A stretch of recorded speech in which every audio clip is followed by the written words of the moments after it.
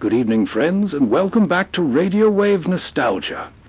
Tonight we're taking to the skies for a special collection of classic radio stories centered around aviation, adventure, and the golden age of flight. Throughout the night, we'll travel aboard several different aircraft from the 1940s and 1950s, from small private planes to military transports and commercial airliners, experiencing the wonder of air travel as it once was. For our first flight, we're alone in the cockpit of a single-seat aircraft, soaring high above an endless ocean with nothing but water stretching to every horizon. As the sun fades and the sky grows darker, we'll begin with a classic episode of Suspense from 1952 Flight of the Bumblebee. So sit back, relax, and enjoy the journey. Our flight is already underway.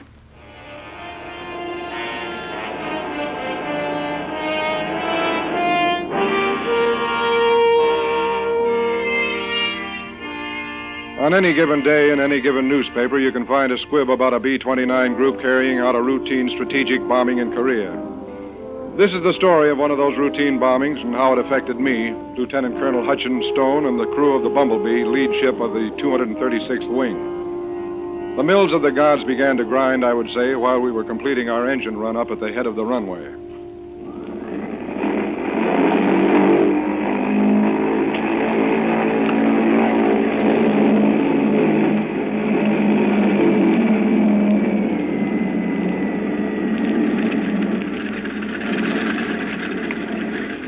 Finished with the run-up, Murph? There's a 75 RPM drop on the front mags and number 2, but it shouldn't bother us any. We'll get them back okay. Raj. Let's go, Frank. Flaps. 25 degrees. Trim tabs. Set. Autopilot. Off. Windows and hatches. Rear door and escape hatch closed. Turbos. Number 8. Propellers. High RPM. Tower from Army, 3605. Over. Over to you, 3605. Ready to take off. Over. Clear on runway 26. Wind 25 miles, 45 degrees. Out. Prepare for takeoff. Prepare for takeoff.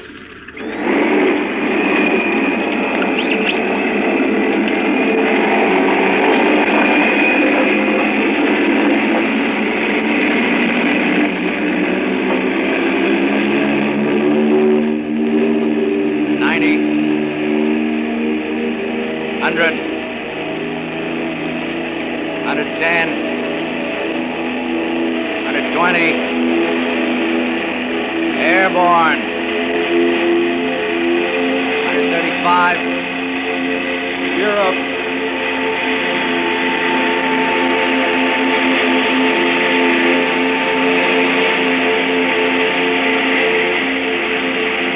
Power condition 2. Manifold pressure 43.5. Prop pitch 2400. Climbing at 500 feet per minute. Raise flaps easy. Flaps coming up easy.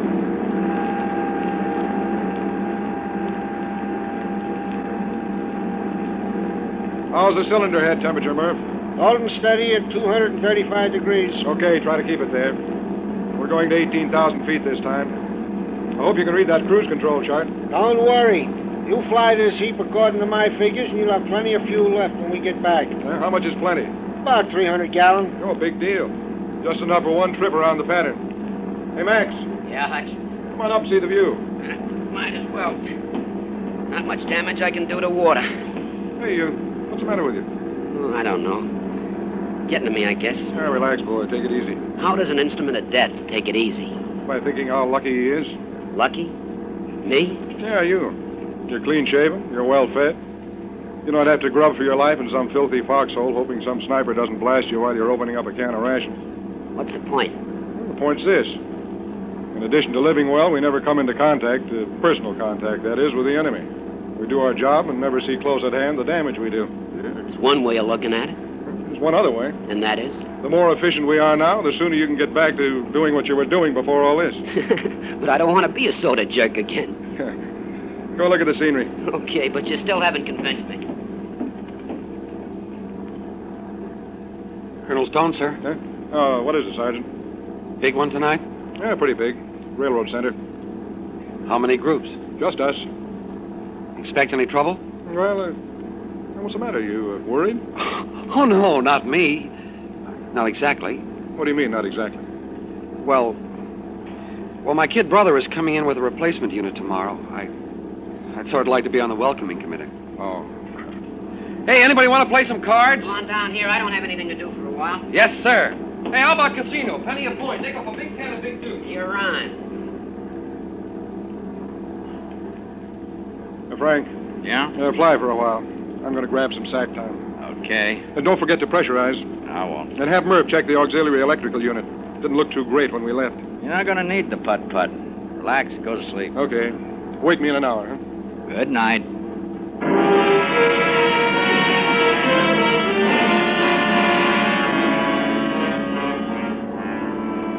Before I fell asleep, I thought of my ship and its crew. The thrill of being master of 135,000 pounds of airplane. And I thought of the words in the preface of my pilot's handbook. You are the commander of a combat force all your own, it said.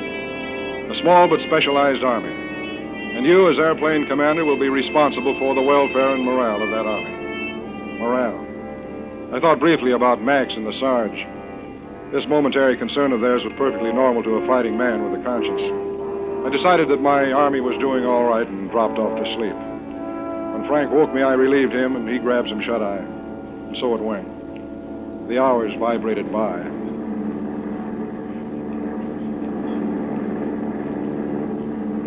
Hey, Hodge. Talk to me, Willie. My trusty computer tells me you'd better correct 2 degrees left and increase your indicated airspeed 5 miles an hour if you expect to lead these guys to the initial point on time. Will do. Where are we? Should hit the coastline in about 3 minutes. Guaranteed? Guaranteed. Hey, what's the name of that town we're using for the initial point for the run? Senyaki. With the prevailing winds, it should give us a run of about 170 seconds. Think you can get synchronized in 170, Max? When I was a cadet, I scored a shack. Bullseye to you. From 12,000 with a run of 25 seconds. Answer your question? No. It means you got lucky once. Out your drift meter. Settle down. We're assembling.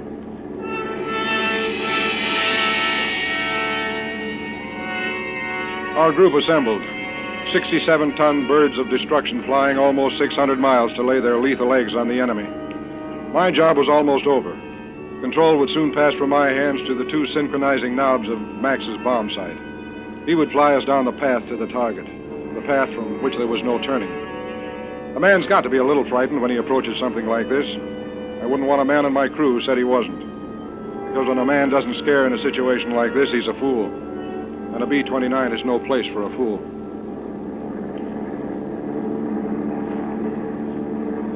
Two minutes to the initial point. Then you get your 170 seconds, Max. Roger. Depressurize. How about not doing it this time, Hutch? I hate to put my mask on for just a few seconds. Yeah, Hutch, they haven't any flak or interceptors out here for at least 3 weeks. Besides, we're only at 18,000. Can't hurt much, even if we got a hole or 2. Well, okay. But if we get clobbered, don't say I didn't warn you. Approaching point. Autopilot engaged? All but the elevator controls. I can give you better altitude control doing it manually. Okay, but don't give me more than 25 feet, plus or minus. What's the corrected altitude? 18,150. Bomb bay's open. Bomb bay's open.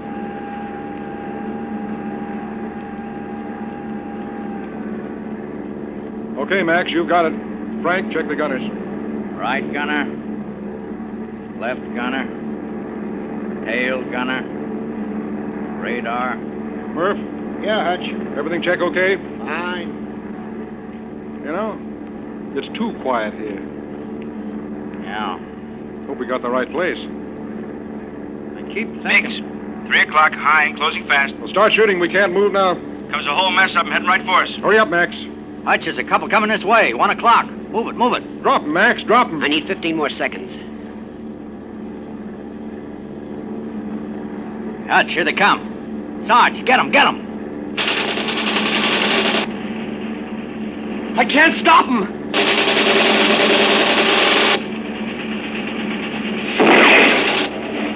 We're hit.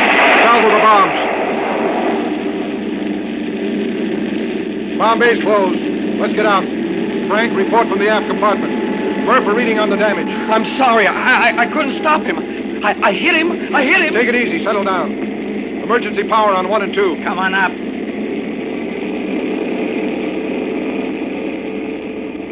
What's the score, Frank? Quick, before they make another pass at Number us. 3 and 4 engines wrecked. Half the right flap's gone. No fire that the scanners can notice. Willie, we're losing 120 feet a minute with full power. Indicated airspeed is 180. I have to keep that right wing up, and I can't drop my airspeed. Too much chance of stalling. How far can we get before we hit the briny? I have it for you in a minute. What have you got for me, Murph? Cylinder head temperature on 1 and 2 running a little high. Started fuel transfer from number 4 tank to number 1 and 3 to 2. Got to run engines at auto rich to keep them cool. Manifold pressure 36, RPM 2100. Can we feather the bad ones? Both prop hubs smashed, blades bent. No chance.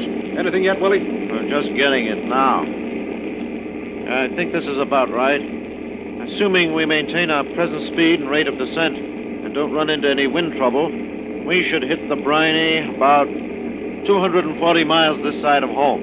Well, I guess that does it. I hate to do this to you guys, but I think we better break out. Colonel Stone from Curly in the tail. Over. Go ahead, Curly. They're back. Meigs. 5 o'clock. 4 of them. Stand by. They're back. They know we're crippled. Well, do you want to fight or take your chances on bailing out? We bail out. We're good target practice. Let's fight. I want another chance at him, Colonel. What do you say, Murph? You guys shoot the guns. I'll keep her running. Me too. Okay, then, let's fight. Curly, Yes, sir. your gear operating back there? Yes, sir. Then use it. We're going to see if the Bumblebee still has her sting.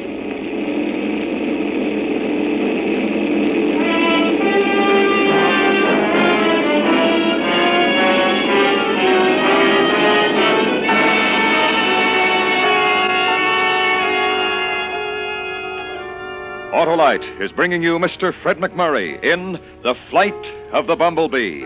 Tonight's production in radio's outstanding theater of thrills, Suspense.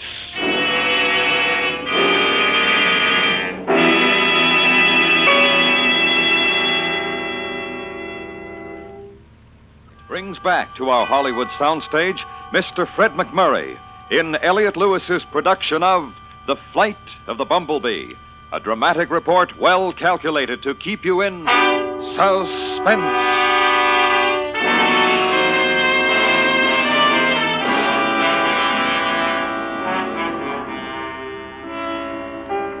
It wasn't much of a decision to make. We all knew that to bail out meant we'd be target practice. So we prepared for the fight. With number 3 and 4 engines knocked out, we were short 3 generators, which meant there wasn't enough electrical power to drive the gun turrets and the computers. I ordered the putt-putt, the auxiliary electrical unit, on the line and dropped to 10,000 feet. Then, without pressurization, the 3 remaining generators plus the power generated by the putt-putt might be enough to do the job. This, of course, assumed the auxiliary unit was working properly.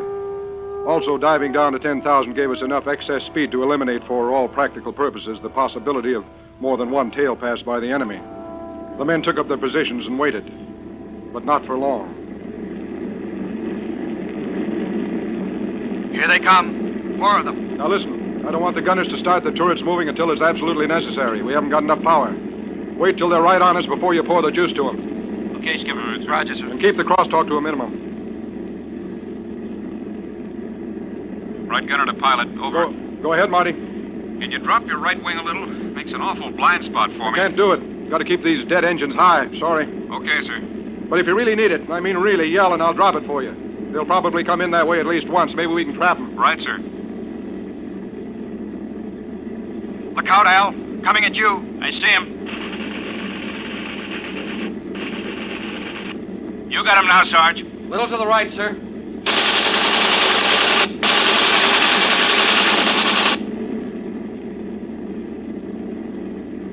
Number 2 coming in.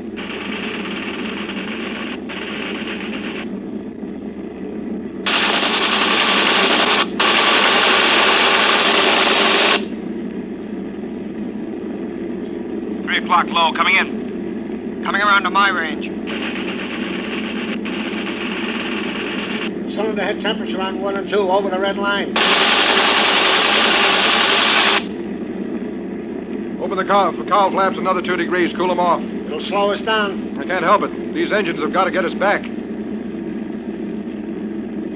There's number 4.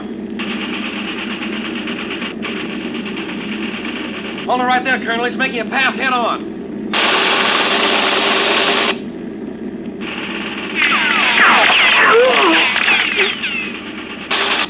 Max's head. Take care of him, Willie. I got him, sir. I got him. No power in my turret, Colonel.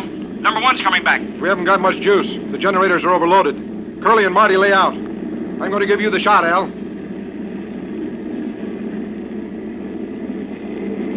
little more to the left, sir. I think I can... Al? Al? Take care of them, somebody. They're heading for my blind spot. Tell me when you want that right wing down, Marty. Yes, sir. Now, don't miss, Marty. We want to get home. Now, hold the crosstalk. Here it comes. Not yet. Not yet. Now, Colonel, drop it. Drop it now. Here you are, Marty. I hit him. He's a flamer. There they go. Come on back and fight. I never did get a good shot. Come on back. There they go, Hutch. We made it. Take over, Frank. I want to take a look at Max. Got it.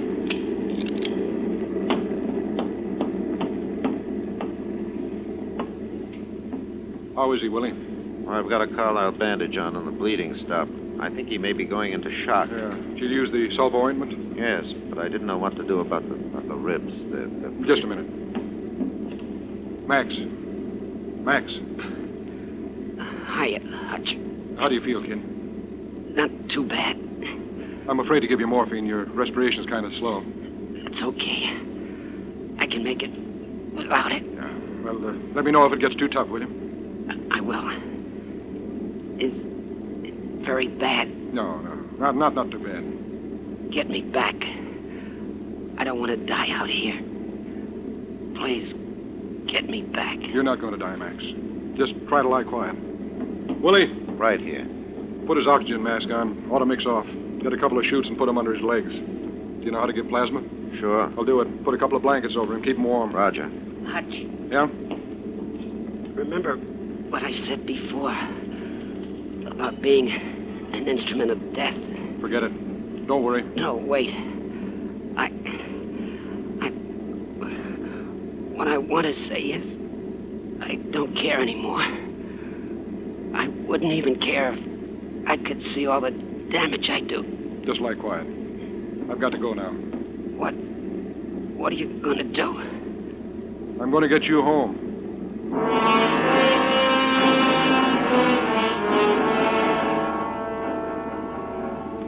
When I said that, I didn't have the slightest idea of how I was going to do it. I went up and talked to Murph and found that nothing we could possibly do to the engine was going to keep us from losing about 100 feet a minute. We looked at each other like a couple of stupid fools for a while, and then Murph made a suggestion that gave me an idea. He said that if we were anywhere near basic weight, we could maintain altitude. First, we tried to figure out how we could dump some fuel, but that would have been defeating ourselves. Then I got the idea, why not drop everything over the side that wasn't absolutely essential to keep the Bumblebee in the air? That might get us down to near basic weight. How do you know it'll work? Well, what have we lost if it doesn't? Nothing. What are we waiting for? Okay, you fly for a while. I've got work to do. Sarge? Yes, sir? I want you to start dismantling Max's gear up forward. The bomb sight, intervalometer, track down all the electrical cables and rip them out. The cables are all color-coded. Frank? Yeah, what is it? You have a set of technical orders aboard? Got 'em right here. Well, check through and give Sarge the letter coding and the color coding of the bomb equipment. Will do. I want everything pitched out. Now get started. It's practically out now. How's your gear, Willie? I can get rid of everything except my computer. My drift meter got clobbered, so I can't use it anyway. The cabinet and my tables can go, too. Fine. Keep one pencil. Thanks. Colonel Stowe to Marty. Over. Yes, sir, this is Marty. How's Al doing? Pretty good, sir. He's not going to be running around for a while, but he'll be in shape okay. Good. I'll be back there pretty soon. Out. Expect any more shooting? No. Why? The armor plate comes off real easy, just bolts and wing nuts. So does the bullet-resistant glass behind the instrument panel. All right, dump that out, too. How are you doing, Sarge? Oh, dandy, Colonel. Just dandy. Murph, toss the hot food unit out. Save some extra water. It hurts, but I'll do it. Willie, as soon as you finish with your stuff, you and Murph tear down the armor. I'm going aft.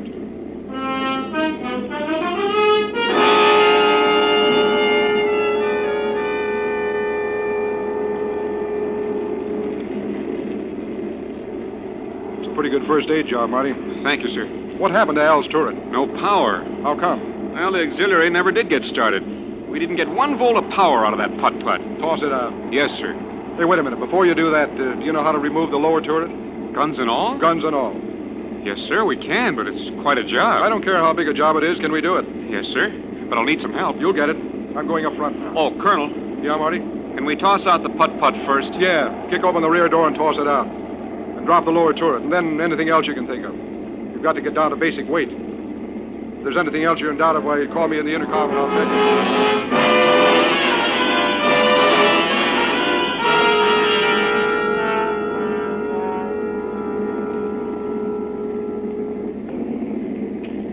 Oh, there it is. Prettiest runway in the world. Man, am I glad to see it. Yeah, they're standing by on runway 26. Notify crew. Prepare for landing. We'll dispense with the rest of the checklist. Gear down. Gear coming down.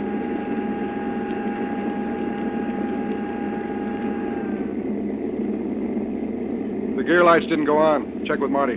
Frank to Marty, over. Is the gear all the way down? What? Check again. It is? Okay, out. Now what? The right wheel isn't fully down and locked. Might be a bent worm gear. Yeah. 3605 to tower. Over. Go ahead, 3605. Right gear not fully down and locked.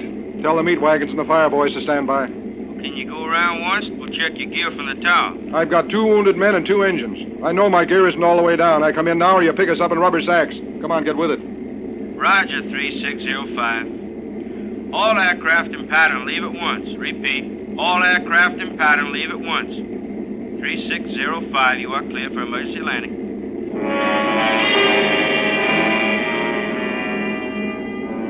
Within a few seconds, I could see the ambulance racing to where they figured the plane had stopped. Then I saw the Fulmite boys turn down the taxi strip that paralleled the runway. I knew what the procedure'd be. They'd start down the runway and start throwing the stuff at the engines the minute we touched the ground. They sure took chances, those fire boys. Take your positions for a crash landing. Somebody take care of Max. I've got him.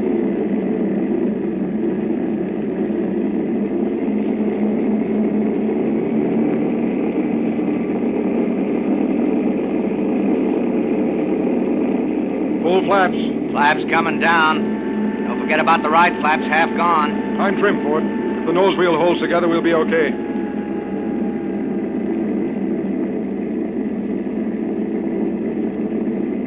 Call for the idle cutoff when you're ready. Right. Give me the count, Frank. Speed 138. 130. 120. 110. 100. 90. Cut the switches, Murph. Right.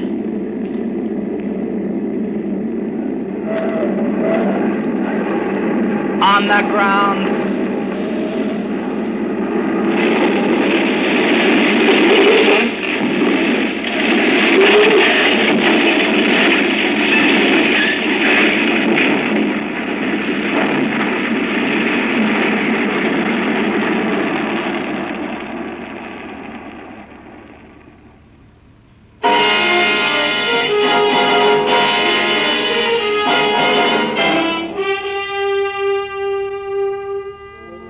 We didn't catch fire, we didn't turn over, we were just ground looped. And that was the end of our routine operational flight.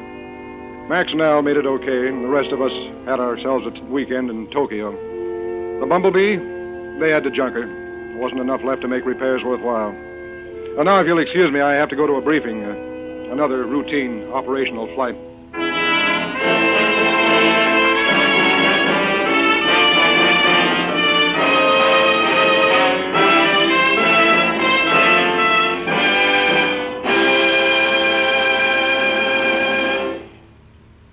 Suspense.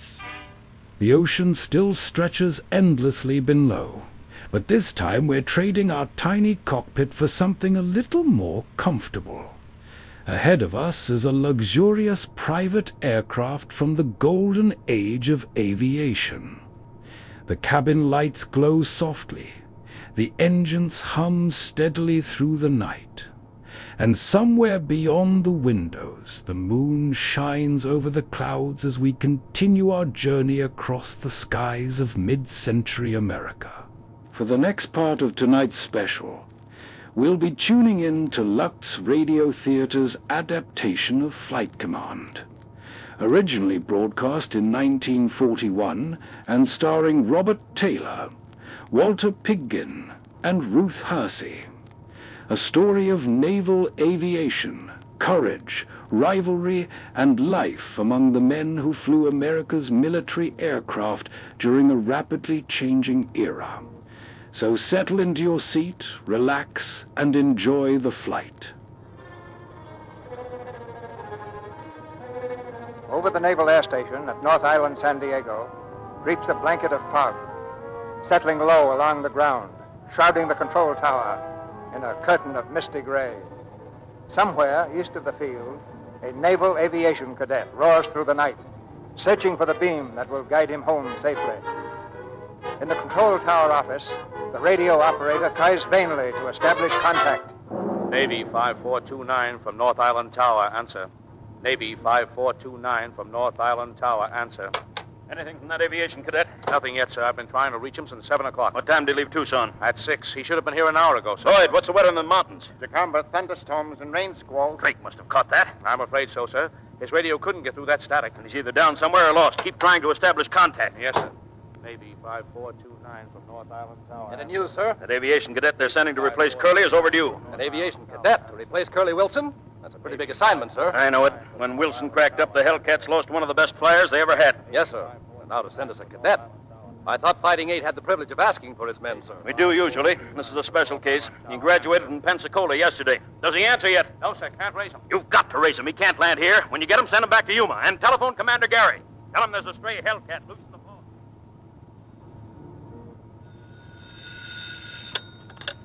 Yes? Lost where? Well, keep after him. I'll be over at the tower in a few minutes. Hello, Bill. Hello, Lorna. Did Janet Wilson get off all right? Yes, I put her on the train, so that's over. I thought you'd like me to pick you up. It's pretty late. Can you come home now? Oh, can't do it, dear. Our new cadet is coming in. How is Janet holding up? Not too well, I'm afraid. Oh, she'll be all right. One of these days, she'll find someone to take Curly's place. She loved him very much, Bill. No more than Curly loved her. If she had gone first, he'd have taken it standing up. If my number had been Curly's, you wouldn't have taken it the way she did. You couldn't. I wouldn't bet on that, Bill. Lorna, what's wrong? Oh, I don't know. I'm just... I know. You're tired. Giving all you've got to Janet Wilson for 2 whole days and nights, it's like a blood transfusion. You mind if I take time out to say you've done a swell job as usual? You take time out and come home like a good husband. I'm sorry, Lorna. There's a kid out there in the fog. We've got to bring him in. You run along. I'll see you just as soon as I can. All right, Bill. Good night. Night, dear.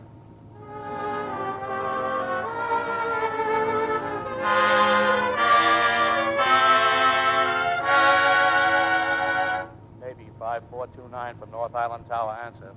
Navy 5429 from North Island Tower. North Island Tower from Navy 5429. There he is. Get a bearing on him. Give me that mic. North Island Tower calling Navy 5429. We've been sitting on tacks for an hour. What's your position? That's what I want to know. Storms in the mountains, then cruising through fog for a couple of hours trying to find a hole. Beam receiver not working. Unable to pick up directional beam. Gas running low. Have about 10 minutes left. That won't take you back to Yuma. Fog's on the ground here. There's no field clear you can reach. Keep talking. We'll get a bearing on you. Navy 5429 testing. Navy 5429 testing. You get it yet? Yes, sir. Navy 5429 testing. North Island Tower calling Navy 5429. Come on in. Head west true. We'll check on you. What's up? Is Drake in trouble? Yes, sir. I'm trying to bring him over the field. Now, if I only had my gadget working, we'd bring him in through that soup and sit him right down beside the hangars. Maybe, Jerry, but would he be right side up? Listen, there's his motor now.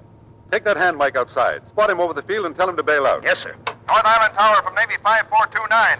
I must be getting close. Can't see anything. Can you hear my motor? We hear you. You're approaching the field. I'll spot you where your plane can't crash anything. You'll have to bail out. Bail out? Crash this brand new plane? Which is what you dream about. Cruises at 350, dives at 600. I can't do that. Forget it, Drake. You're over the field now. Fly west. I think I see the field lights. How do I sound? I'm coming in. Stay up there. Circle the field. He's crazy. Thinks he can get down through this. Call the ambulance and crash truck. I've got the field spotted. I'm letting down. He's too far east. He'll hit the control tower. Order him up out of there. Pull up, Drake. Pull up. You're heading for the tower.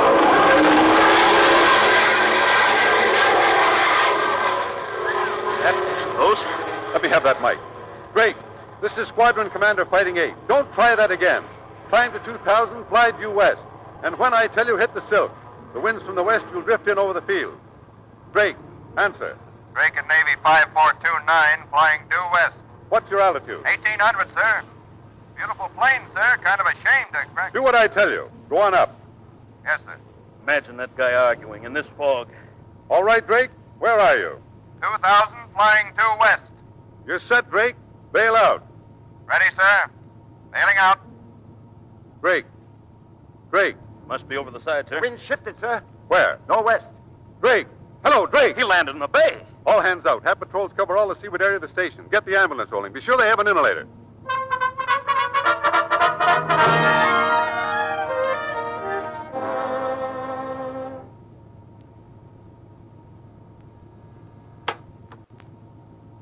Yes, please. I wonder if I could come in a minute and use your phone. Excuse, please. I don't want to be excused. I just want to use the phone. Excuse me. No, come in. Listen. I'm an aviator. Flyer. Navy. Savvy? Who is it, Jung? Oh. I'm sorry to butt in like this, but I'm from the Naval Air Station. I just bailed out and landed in the ocean. Could I use your phone? Certainly. Are you all right? A couple of minutes ago, I wasn't so sure. I thought I'd landed in China. Jung, get a towel. Oh, sure. I get. Tough luck landing in the ocean. That doesn't mean a thing in my outfit. What is your outfit, Mr. Drake, Alan Drake. I'm one of the Hellcats. Oh, you're one of the Hellcats. Yeah, you've heard of the Hellcats, haven't you? Well, yes, indirectly. Best outfit in the fleet. Remember that serum rescue flight to Costa Rica 2 years ago? That was Dusty Rhodes. He's a Hellcat. And our skipper, Bill Gary, he's tops. But maybe you've met him living near the air station like this. Yes, I seem to remember meeting him somewhere. I've certainly heard a lot about him. They say he's got the sweetest wife. Wife? Oh, yeah. Then there's Jerry Banning. You seem to know them pretty well. I don't really. I just know about them. See, I'm only out of Pensacola since yesterday. But, say, where's that phone, if you don't mind? Right there. Thank you. When you're ready, I'll run you over to the station. Oh, no, I've been enough of a nuisance already. Oh, it's all right. Jung, will you get the car, please?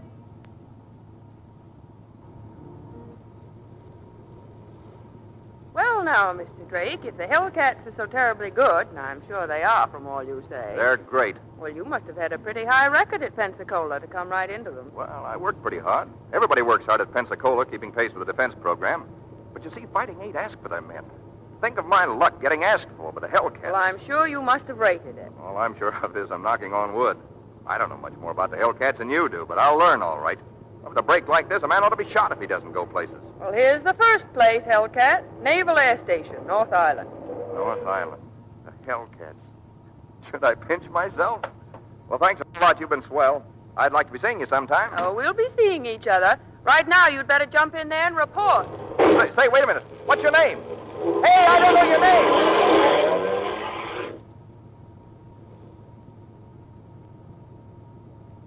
Come to us with two things, Mr. Drake. A big build-up and no experience. What happened tonight makes the first of those look pretty sick and proves the second. Just what was your idea up there? You heard my order to bail out, didn't you? Yes, sir, but I thought I could bring her in. How could you bring her in? You couldn't see the field lights. You couldn't even see your wingtips. You thought. Well, that's something. You've got to think in this outfit mostly fast, but first you've got to obey. I know that, sir. I just didn't want to crash the plane, that's all. It's not a matter of what you want or don't want. You had orders. The Navy can build a dozen planes for every good man we can find to fly them. You're no good to us dead. Does that make any impression? Yes, sir. Good. Glad to have you aboard, Drake. Thank you, sir. You're the junior pilot around here, and you're under the gun. So just obey orders and fly the best you can, with your eyes open and your mouth shut. Aye, aye, sir. You'll find a room ready for you in the BOQ. I had some dry things laid out, pajamas and an outfit for tomorrow. You better hit your bunk now. You've got a stiff week ahead. We put you through it before you take your place in squadron formation. Yes, sir, thank you. But do you suppose I can meet some of my new shipmates tonight? We've heard a lot about them at Pensacola. Oh, all right. You'll probably find some of them in the officers' lounge. Good night, Drake. Yes, sir. Good night. Oh, and Drake, if it'll make you sleep any better, there isn't a man in the fleet who could have landed that plane tonight. Well, thank you, sir. I'll sleep fine now. Hey, fellas. Hey, I just met him. Just met who, Martin? The cadet, Pensacola. He was gone in to report to the skipper. Well, what's he like? Oh, he's a well-put-up sort of a fella. I'm sort of his hero. Why, did you make a face for him? Well, he seemed a bit shy, so I went up to him and said, "My name's Martin." Gosh, you should have seen the way his eyes stuck out and his voice kind of dropped to a whisper. Nice fellow he is. What he said, "Are you Mugger Martin?" I guess he'd like to meet the rest of you, too. Maybe we ought to get into our dress uniforms with swords. Now listen, that guy just fell into the drink in a parachute. Give him a break. We're not going to do a thing to him. I just can't wait to meet a flyer who thinks he can sit down and soup. Used to be that the Fighting Eight picked its own men. Whatever happened to that idea? The skipper says we'll still be able to ask for our men. This is a special case. Suppose this green apple doesn't make the grade. Did we ever keep anyone who didn't make the grade? Here it is, fellas. Good evening. My name's Drake. Hoping I'd find some of you up. I'm sorry I messed things up getting in. Hi, Pensacola. I'm Jerry Banning. Glad to know you. This is Payne, Payne. Murphy, Lindell, and Martin you've met. Yeah, we met a while ago. Glad to know you. And Mr. Rhodes, our executive officer. Dusty Rhodes? All roads are dusty to a sailor. How are you? And Woodward and Townsend How are and you? Lord. How are you? Well, I guess I don't have to tell you how glad I am to be aboard. Are you? Didn't seem so an hour ago. Why? That landing you tried. We thought you were tired of it all. I think I could have let down through that soup. No! Good to see you up there. Say, Jerry, maybe you're wasting your time with that fog device you're inventing. Yeah, maybe. Sure, if you want to bring anything in through the fog, just stick Pensacola in the cockpit. He'll get it down. Yeah, new kind of robot. Only this one talks. Now, wait a minute. After I spotted the control tower, the next approach would have been a cinch. A cinch? How come? Go ahead, Pensacola. Well, having spotted the tower, I swing around climbing until I'm on a reverse course, and I hold that for a minute. Then I change course 45 to the right, hold that 10 seconds, then swing left until I'm on my original heading. Yeah? Then what? Well, I'm heading back to the tower and clear of it, so I let down. Pretty soon there's a clear spot in the fog, so I set right down in the middle of it. There's nothing to it. Wait a minute. Where'd that clear spot come from? Did you bring it with you? Me? No. The warmth of the Hellcat's reception. It burned right through the fog. All right, fellas. Wait a minute. I'm confused. I thought we were doing the ribbing. Stitchy, did you walk into that one? Yeah. You know, it looks like we bought something from Pensacola.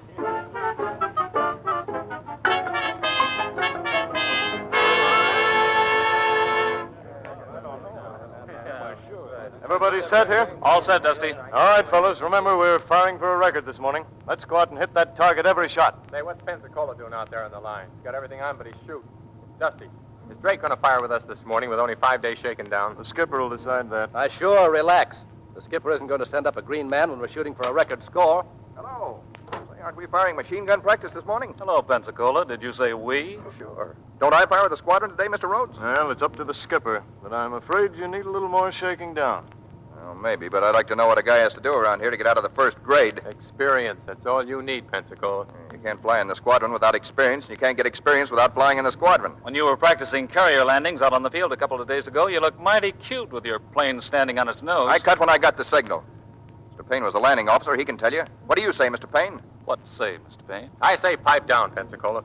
Oh, that's swell. First I can't shoot, now I can't talk. I'm sure glad I came. Look, Mr. Payne, was it my fault or yours on that signal? You look. Will you forget that you knocked them all dead at Pensacola? You're in the fleet now, working on actual war problems. It happens we're firing in competition this morning for a record score. A man a week out of Pensacola isn't ready for my money. And if I were the skipper, you wouldn't shoot today. Well, that's one break for me. You're not the skipper.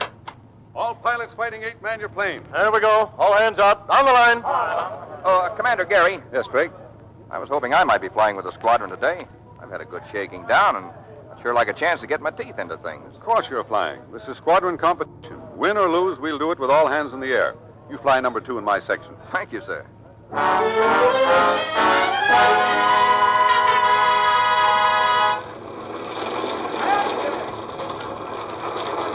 There's the target plane just taking off, sir. He'll be trailing a fabric sleeve up there. It ain't so hard to hit, sir. Shouldn't be. Just like shooting ducks. And don't worry about your score. Take it easy the first time, I always say. Your shipmates will carry you the first practice or two. Pretty good, are they? Good. They've never been beaten. You're going to see real shooting, sir. Maybe we'll all see some shooting. Maybe when that sleeve gets back, you'll be able to cook it for spaghetti. Let's go.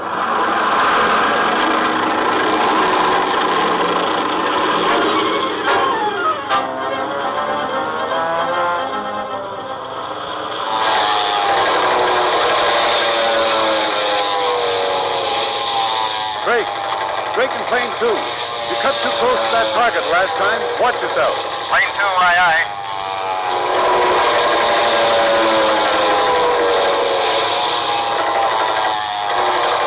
Drake in plane 2. Drake in plane 2.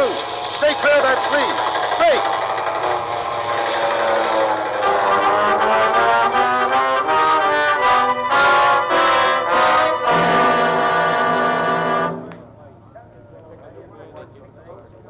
Competitive target practice, final score. Fighting 8, a grand total of 0. What happened, sir? Oh, nothing much. Mr. Drake wanted to hit the target with every shot, that's all, cutting it close. Well, he cut it so close one time that he hit the target with a plane. Take it easy, men. Here he is. Look, I messed that up good, I know, but it won't happen again. Uh-huh. You were ready, all right, Pensacola. I said it won't happen again. You said it won't happen again. We're through competition firing till next year. You can't out-talk the scoreboard, kid. You'd only taken it easy and not tried to shoot that sleeve to ribbons. You didn't have to do all the shooting. We were up there, too, you know. Hasn't anyone in this outfit ever made a mistake before? Yeah, forget about it. On the first run I did all right. I hit that sleeve plenty. Yeah, and on the second you mistook it for a nightshirt. You realize you darn near killed yourself? Well, it was our mistake, not his. Should have figured out some way to keep him on the ground. Maybe it was your mistake for asking for me in the first place. Hey, wait a minute. You ask for your men, don't you? Mostly. Well, then you asked for me, didn't you? Didn't you? Now, what's the difference? Who asked for who? Come on, who's going to chow? Wait a minute. I want to get this straight. Was I asked for in this squadron or wasn't I? Tell me, was I asked for? Well, Pensacola, since you're so demanding, no. Oh, I see. Well, it's nice to know where you stand, anyway. Thanks.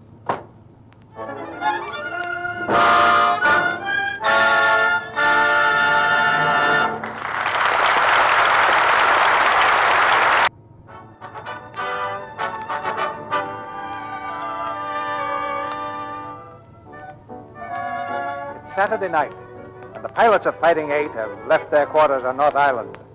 Alan Drake, alone and lonely, remembers the girl who drove him to the air station. Not knowing her name, he's had a difficult time finding the house again.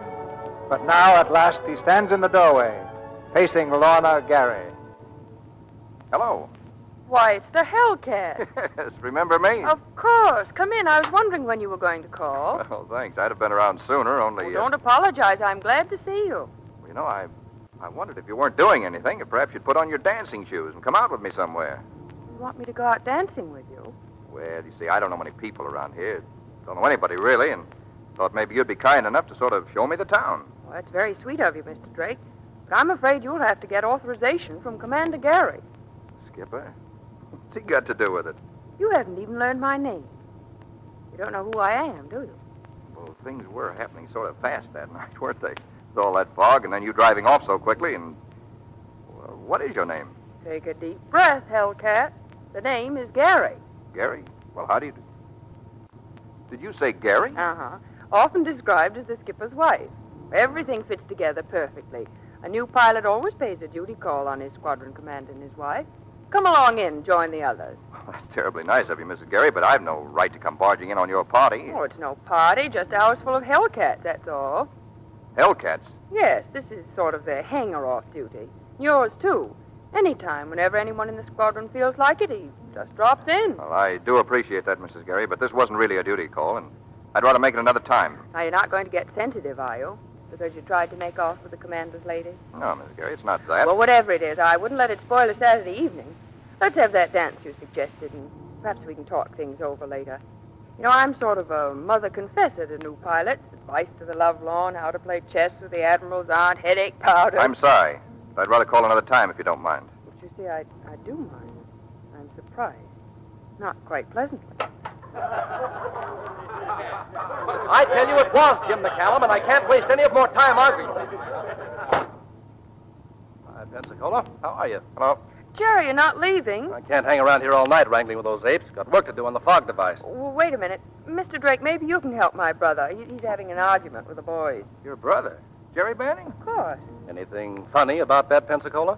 No, but I'm sure learning things tonight. Look, Mr. Drake, do you know what English pilot bombed 3 bridges back of Dunkirk, making possible the evacuation of 4 divisions? Yeah, who was it?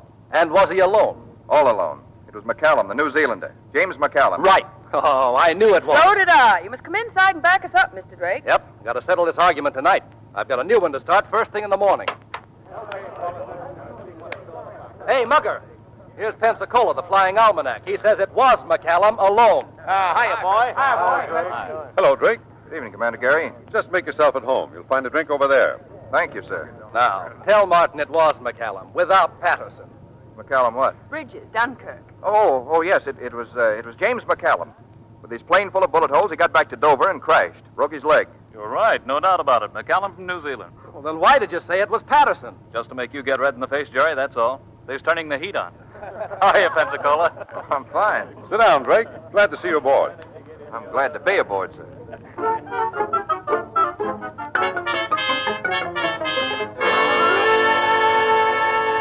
Junk. Stubborn, blasted piece of junk. Spike, get me an axe. An axe, did you say, sir? No, 2 axes. I put a whole year into this darned invention, evenings, nights, Sundays, holidays, and it won't work. So let's have one glorious 5 minutes of riotous fun and bust it wide open. Get 2 axes. Now, take it easy, Jerry. Things can't be that bad. The sun's shining, isn't it? The birds are singing. What's the good of getting sore? Look, Pensacola, maybe the birds are singing for you. You're a hellcat, full-fledged, on the ground and in the air. Great. But please take that sickening smile somewhere else. We're going to have a wake. Oh, now, what's the matter, Jerry? Something wrong with your invention? No, it's fine. You see that dial? Yeah. Well, that's supposed to go in the panel of a ship. When those 2 little needles cross, you're supposed to be right on the beam. You're supposed to be able to land sitting up right through the soup. But there's one trouble with it. It doesn't work.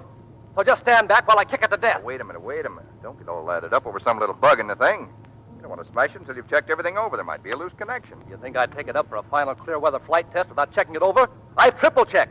The direction needle still won't stay on the reference line. It's got the creeps all over the dial. Well, there just must be something wrong then. Now, that's quite a deduction. Listen, let me get in there and look it over. Sounds like interference on your frequency. Will you get out of here? But maybe I can fix it. Fix it? After I've worked a year, you're going to fix it. What do you know about radio beam transmission? Well, when I was a kid, I was always fooling around with radio. Had a wildcat set in the barn, always butting in on the commercial stations. I know a lot about interference. You certainly do. Say, wait. Shut up a second. No, don't shut up. Go on talking. Babble. Say something, anything. Well, we're only 15 miles from the Mexican border, aren't we? 12 miles. What of it? Well, you've checked everything else around here. What if there were some Mexican kids fooling around with amateur radio sets the way I used to do, sending signals, butting in on the regular waveband, setting up interference? Well, Shut maybe up. Well, here's the axe, sir. What? What axe? Well, see, you ordered Drop it.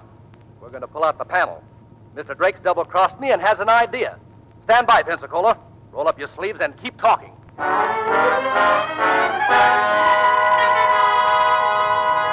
Drake, come on. Right here, Jerry. Hurry up. Standing by a month for a good pea soup fog, and when we get it, you're missing. Oh, I'm sorry, I was over at the skipper's. Your sister wants you to drop in. Plenty of time for that. We'll have the whole test done in half an hour. You're not going to fly it in that goo out there tonight. Why not? With this apparatus, it'll be clear as a bell. Don't waste time talking. Look, I know the clear weather tests have worked swell, but let's try in a 2-seater before risking this stuff. You fly it under a hood, blind, but I'll be at the forward control just in case. I invented this thing for fog, didn't I? No. All right, I'm going to fly it in fog. Spike, anybody around? No, sir. All clear. Let's go, Pensacola. When we get through, there'll be a railroad track running right down from the sky. No more getting caught on top with gas running low and no place to sit down. This thing sort of got me. When I think of what it means, what it can do for aviation, I get the shakes. Come on, let's warm it up.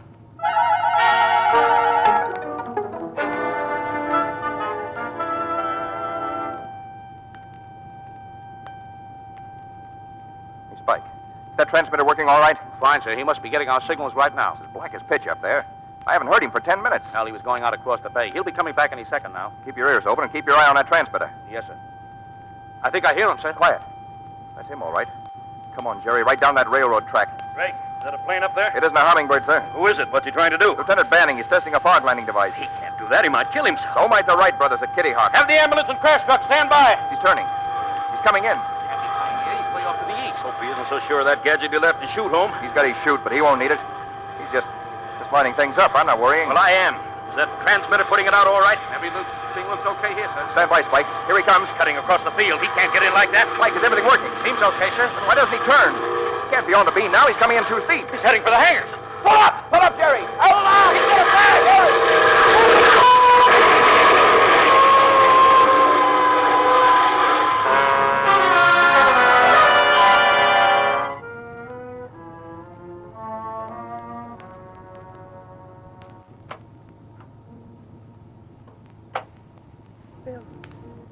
Bill, how is he?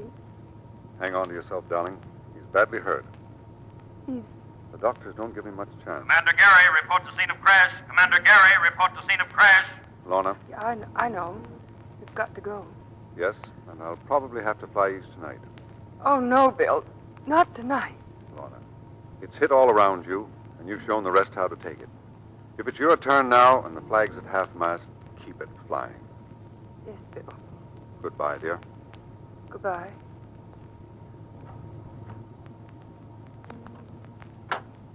Gary. Well? Well, say it, Izzy. He's gone. He only regained consciousness for a moment. He's gone. Will it help any to know that his last thought was for you? He wanted to tell you something. And just at the end, he said, "Tell Lorna everything's all right." I knew him 6 weeks, and he was the best friend I ever had. He was my best friend. All my life. Isn't there something I can do? No. Don't fight it. I know how you feel. Don't fight it.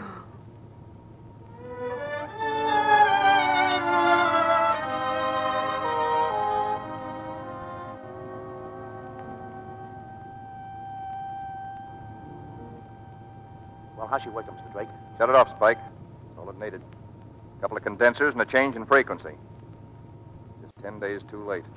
Hello, Drake. Hello, Dusty. Did you see Mrs. Gary? I was up there with Martin. She's not seeing anyone. She's in bad shape, Drake. Yeah, I know. I called a couple of times myself. Thought I might run over there tonight. What's that panel in there? Gary's fog device. Oh, yeah? Does the skipper know you're working on it?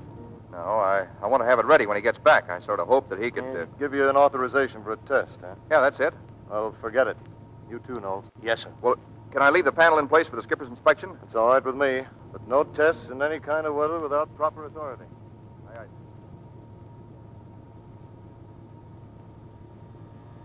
aye. Good evening, Chung. Oh, good evening. Mrs. Gary at home? No. No, sir, no home. May I wait? Oh, the lady no come home for a long time. I see. Well, I found something down at the hangar I think she'd like to have. I have nothing much to do. Don't mind waiting an hour or so. Oh, please, mister. No good wait. Mrs. Gary no see nobody. Tell me something. Is Mrs. Gary taking Mr. Banning's death pretty hard? Oh, yes, sir. Very hard. Mr. Drake, when Commander Gary come back? Soon? I don't know. Look here, John. How is Mrs. Gary? Oh, ever since Mr. Banning dead, Mrs. Gary no see nobody. No eat, no sleep. Sometime walk on beach all night. You there now? Yes, sir. Yeah. Thanks.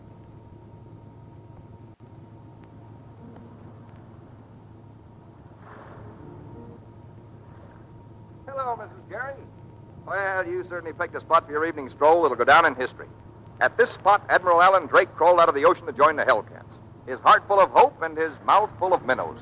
How did you know I was here? I just spotted you through the window and came right along. I left a message that I was not at home. Ah, look, Mrs. Gary. Didn't you get that message, Mr. Drake? Sure, I got it. Was it so difficult to understand? No. I know it's none of my business, Mrs. Gary, but staying by yourself isn't helping things any. You've just got to see somebody while the skipper's away. Otherwise, the willies will get you. You know, little brown men with egg on their whiskers. Look, I've just got a new little jalopy. $25 down and the rest when they catch me. How about taking a ride tomorrow? It'll bounce those willies right out of their whiskers. Oh, why can't you understand? Are you so stupid you can't see, or so blunt you can't feel? Why do you force me to say these things? Do you think I'm a child that needs coaxing with silly jokes? Sorry, Mrs. Gary.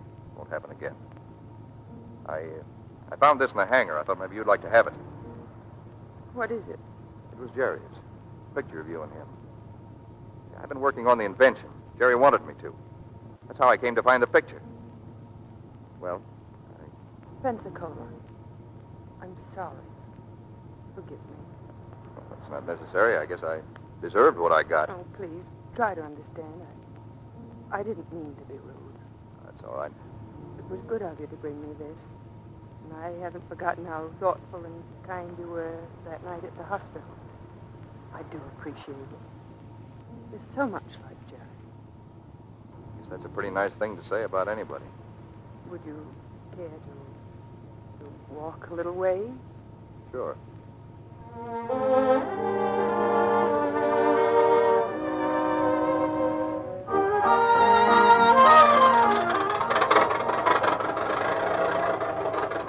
How do you like the jalopy? Lovely! All-wheel brakes.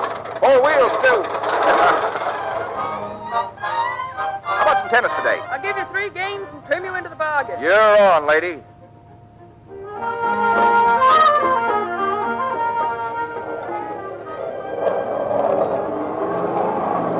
That's what is known as a barrel roll. It feels like like it, too. Want to try it again? Why not?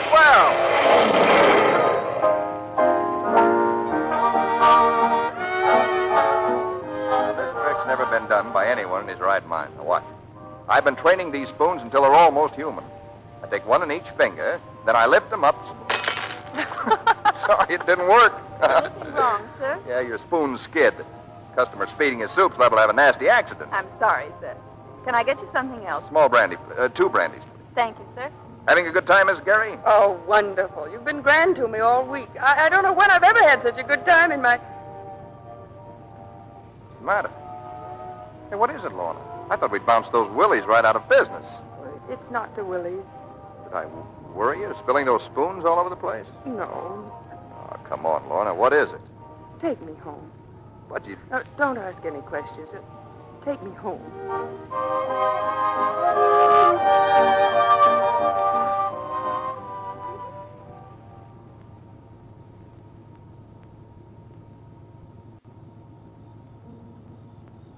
Good night, Alan. I'd still like to know what's wrong. What I've done or what's happened. Oh, you've done nothing wrong. Came on an errand of mercy. You've been an angel. I'll never forget you. That sounds like a last farewell. It is.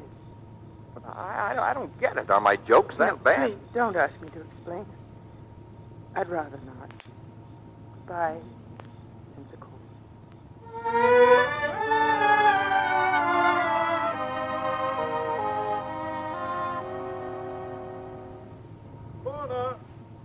Lorna, where are you? Lorna! Oh, hello, darling. Hello, Bill. Oh, it's wonderful to be home. How are you? Not too good, I'm afraid. Oh, I'm sorry. I wondered why you weren't over at the island to meet me. Bill, I'm going away. What? Where? Home. Will you get me a reservation on the plane? What brought this on? Say, you haven't been taking things the hard way now, have you? Bill, I haven't been honest with you. Because I wasn't really frank and honest, I've made a lot of unhappiness for myself. Now I've got to tell you the truth, even though it may hurt you. Lorna, what are you trying to say? When I first knew you, that very first summer when we fell in love, I knew there was only one kind of a woman you could ever care about. A brave woman, someone who could take tragedy in stride, because well, that's what a skipper's wife must do. Well, of course, no, but... please, because I love you, I tried to be that kind of woman, but I'm not, Bill. Well, there were times when I prayed for some sign that you saw through my pretense and loved me anyway as I really am. The night Jerry died, I wanted you to take me in your arms and say, darling, I know it's killing you. And what did you do? You took my arm, hard, looked at me as though you were giving an order and said, steady, keep the flag flying. You took me for granted, Bill. You didn't try hard enough to understand what was happening to me inside. Well, now you know the flag isn't flying. Why didn't you tell me you felt this way? There was no need to pretend. Because I wanted you to keep on loving me. Lorna, for the love of heaven. I love you because you're you. Now you've told me and I still love you. I just understand you a little better, that's all. So there's no reason to go away. Well, it's not as simple as that. I wish it were. I've changed, Bill. Changed? How? Since Jerry died, I've had this terrible feeling of emptiness. The thought of your coming home should have been enough to fill it, but it wasn't. And then something happened last night, just as suddenly as you're hearing it now. That made me realize something we had together is lost. I've got to go away, Bill, and try to find it again. Well, if that's the way it is, you couldn't stay. Any more than I could ask you to. I want to find what I've lost, Bill. I want to come back to you. There's nothing I want so much in the world. Come back for one reason, and only one reason. Because you love me. Yes,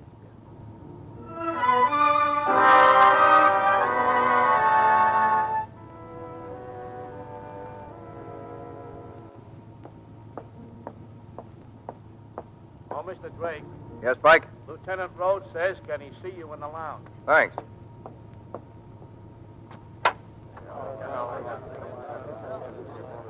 Hello.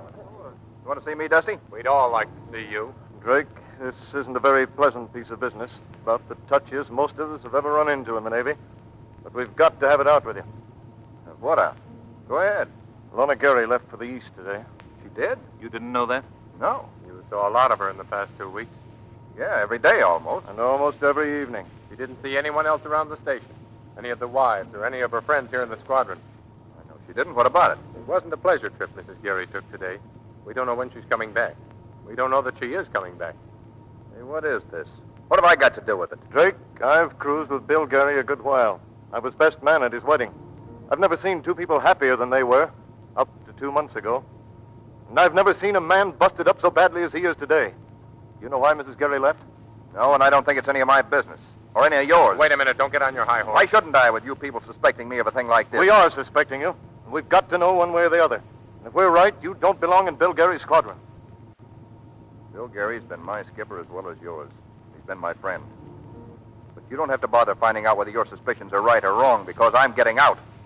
I wouldn't fly with a crowd who can suspect me of a filthy trick like this if it was the last squadron in the fleet. You can have my share. You can take the Hellcats and drown them in the bay.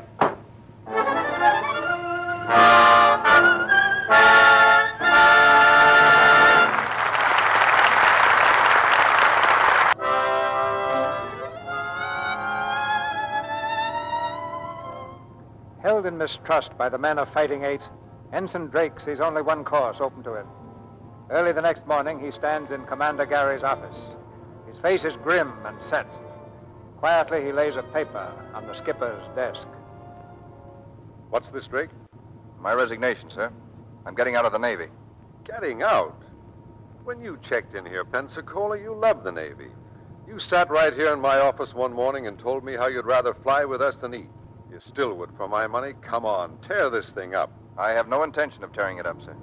You've got the makings of a great pilot, Drake. The Navy can use you. And there's a lot more to it than you've learned in these few weeks. There's loyalty for one thing. And loyalty isn't a one-way street. It goes both ways, down as well as up. We fight like blazes for the skipper, and the skipper fights like blazes for the men. But we're all fighting for the same thing, the Navy. America's front line. You get discouraged sometimes, sure. You get cold and wet and so tired you've got nothing to hang on with but your teeth. You wonder why in the devil you ever wanted wings. But as you're circling the carrier waiting for your turn to land, when the flagship hoists the signal, "Well done, Fighting 8," it does something to you inside. Duty well done. For a man, that's the best in the book. I've submitted my resignation, sir. Are you going to act on it? Just what is the matter, Drake? Hellcat's too tough for you? Okay, sir. Let it go at that. The department hasn't been approving resignations for reserve ensigns, but if you insist... I do, sir. I'll forward it to Washington. But we've got a movement order today. Extensive maneuvers off the coast. Probably several weeks. You can't get away before that. That's a good finish, sir.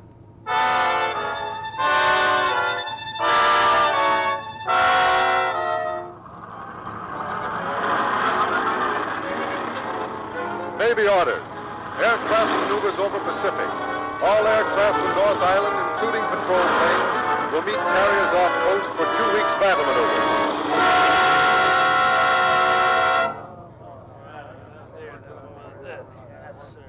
And I'm glad these 2 weeks are over. They're making them tougher and tougher. Well, relax, boys. We'll be home tomorrow. Oh, I've worn a chute so many hours, my stern feels like a waffle.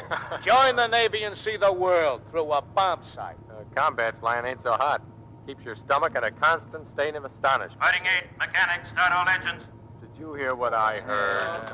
All right, men, snap to it. What's up, Skipper? A seaplane is down somewhere near the lower California coast. No report for more than 2 hours. Her radio must be out if she's still afloat. And there's only an hour before darkness. Well, what are we waiting for? Here we go again. Drake, wait a minute. Yes, sir? You only came in these maneuvers while waiting for your resignation to be acted upon. The maneuvers are over now. This is an extra trip. You can stay on board. You're all in. You're all mixed up, Skipper. I'm resigning. Not quitting.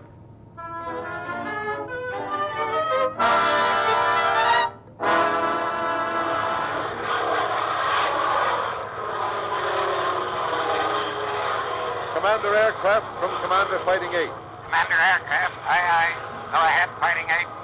Fighting 8 took off from carrier to search, flying east at 1,000 feet, speed 300. Armed scouting line, report anything sighted. Destroyer patrols are in search area. You are not to attempt rescue. Fighting 8, aye, aye.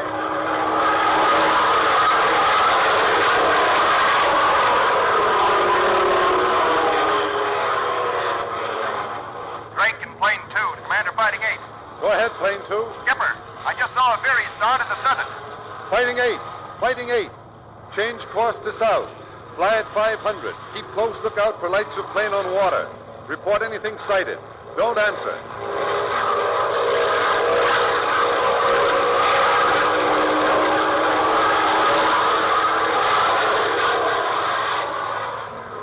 Commander aircraft from Commander Fighting 8. Go ahead, Fighting 8. PBY-6 located. North tangent, Guadalupe Island. Bearing 50, distant 3 miles. Hull still watertight, all on board safe. We'll reach reported position in 15 minutes. Destroyer will arrive within an hour. Carrier in heavy fog. Fog enveloping entire coast. Proceed San Diego without delay. Fighting 8, aye, aye. Proceeding San Diego. Fighting 8, Fighting 8. Planes in sight of me close up. Others proceed to San Diego. Fog shutting in. Don't answer.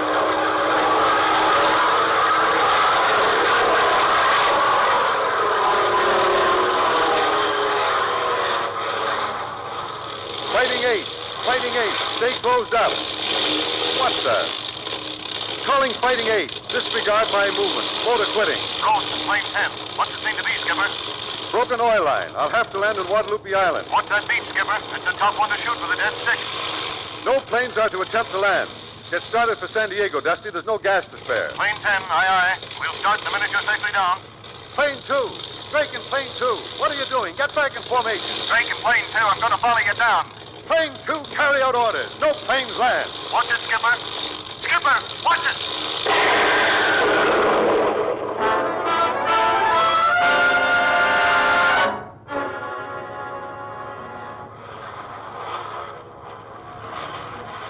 North Island Tower from plane 10, Fighting 8. Commander Gary forced down on Guadalupe Island. Apparently injured. Drake in plane 2 landed safely and is giving first aid.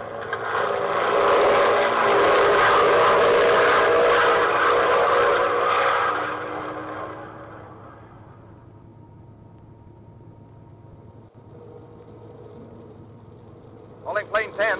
This is Drake, plane 2. Landed on Guadalupe. Plane 10, aye, aye. How badly is the skipper hurt? Bad head injury.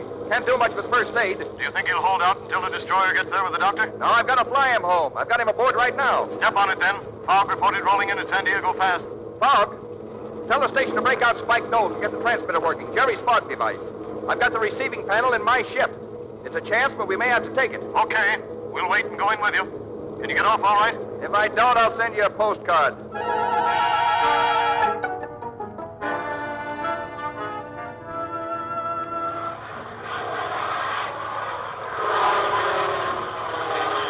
Fighting 8 from Drake, plane 2. Take off okay, heading home. Fighting 8, take positions on plane 2. Drake has fog landing device. Take close V formation on Drake. Stick tight, wing to wing. That okay, Drake? Plane 2, aye, aye. Okay, Drake. You're up in front. You're carrying the ball, mister. Aye, aye. North Island Tower from Fighting 8. We're bringing in Commander Gary. Please advise weather. Wind northeast 2, heavy fog, visibility 0, ceiling 0. Have you got that landing device ready? Knowles is trying to set it up. We don't seem to be having much luck.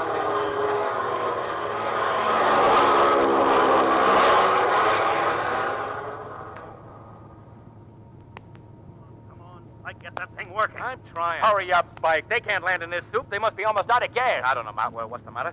The last time we tried out, everything worked okay.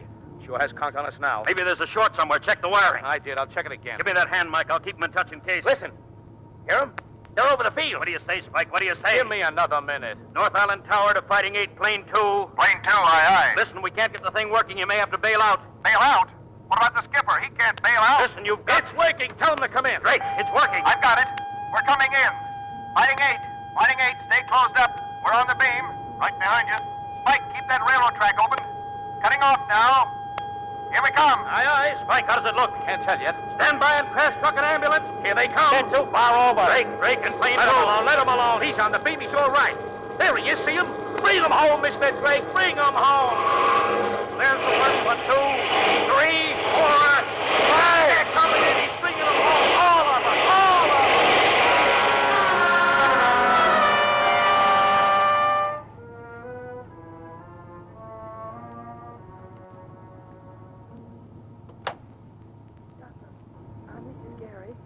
in, Mrs. Gary. I just flew in from the east. How is he, Doctor? Well, it's hard to say. How he pulled through the operation last night is a miracle. If he'd only regained consciousness, I'd give him a fighting chance. May I see him? Why, of course. Bill. Oh, Bill, I'm here, darling. I've come back to you. Hear me, Bill. Look at me, darling. Lorna. Bill. Lorna, you got my letter? Letter? No, darling, I'm going to resign from the Navy.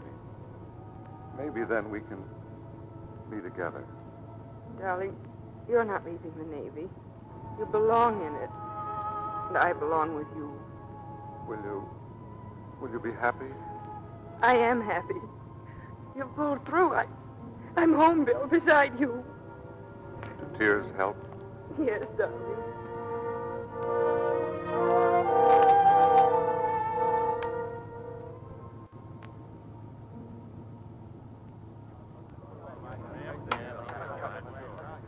How's it going, Dusty? He's made it. He's going to pull through. Hey, Pensacola.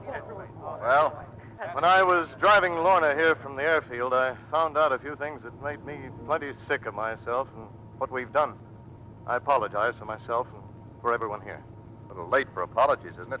Yes, pretty late and pretty empty. Maybe not too late. Washington's turned down your resignation. We're going to be flying together for a long time, and maybe we can make it up to you. You're a born Hellcat, Pensacola, and we're going to hang on to you. Come on, Pensacola. Give in. What do you say, mister? I'd like to stay. Swell. Glad to have you aboard, Drake. Yeah, we sure are. I'm glad to be aboard.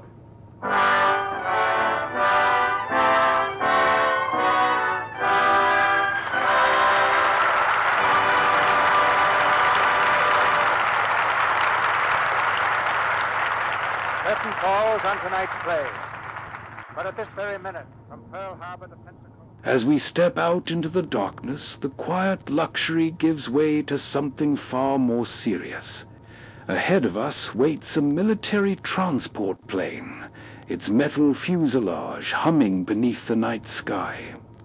Inside, rows of soldiers sit shoulder to shoulder beneath dim cabin lights as the aircraft carries them toward an uncertain destination somewhere far from home.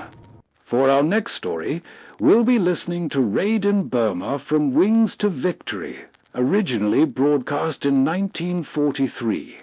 Inspired by the wartime operations taking place in Southeast Asia, the episode follows the dangers, sacrifices, and determination of the men serving in one of the most challenging theaters of World War II.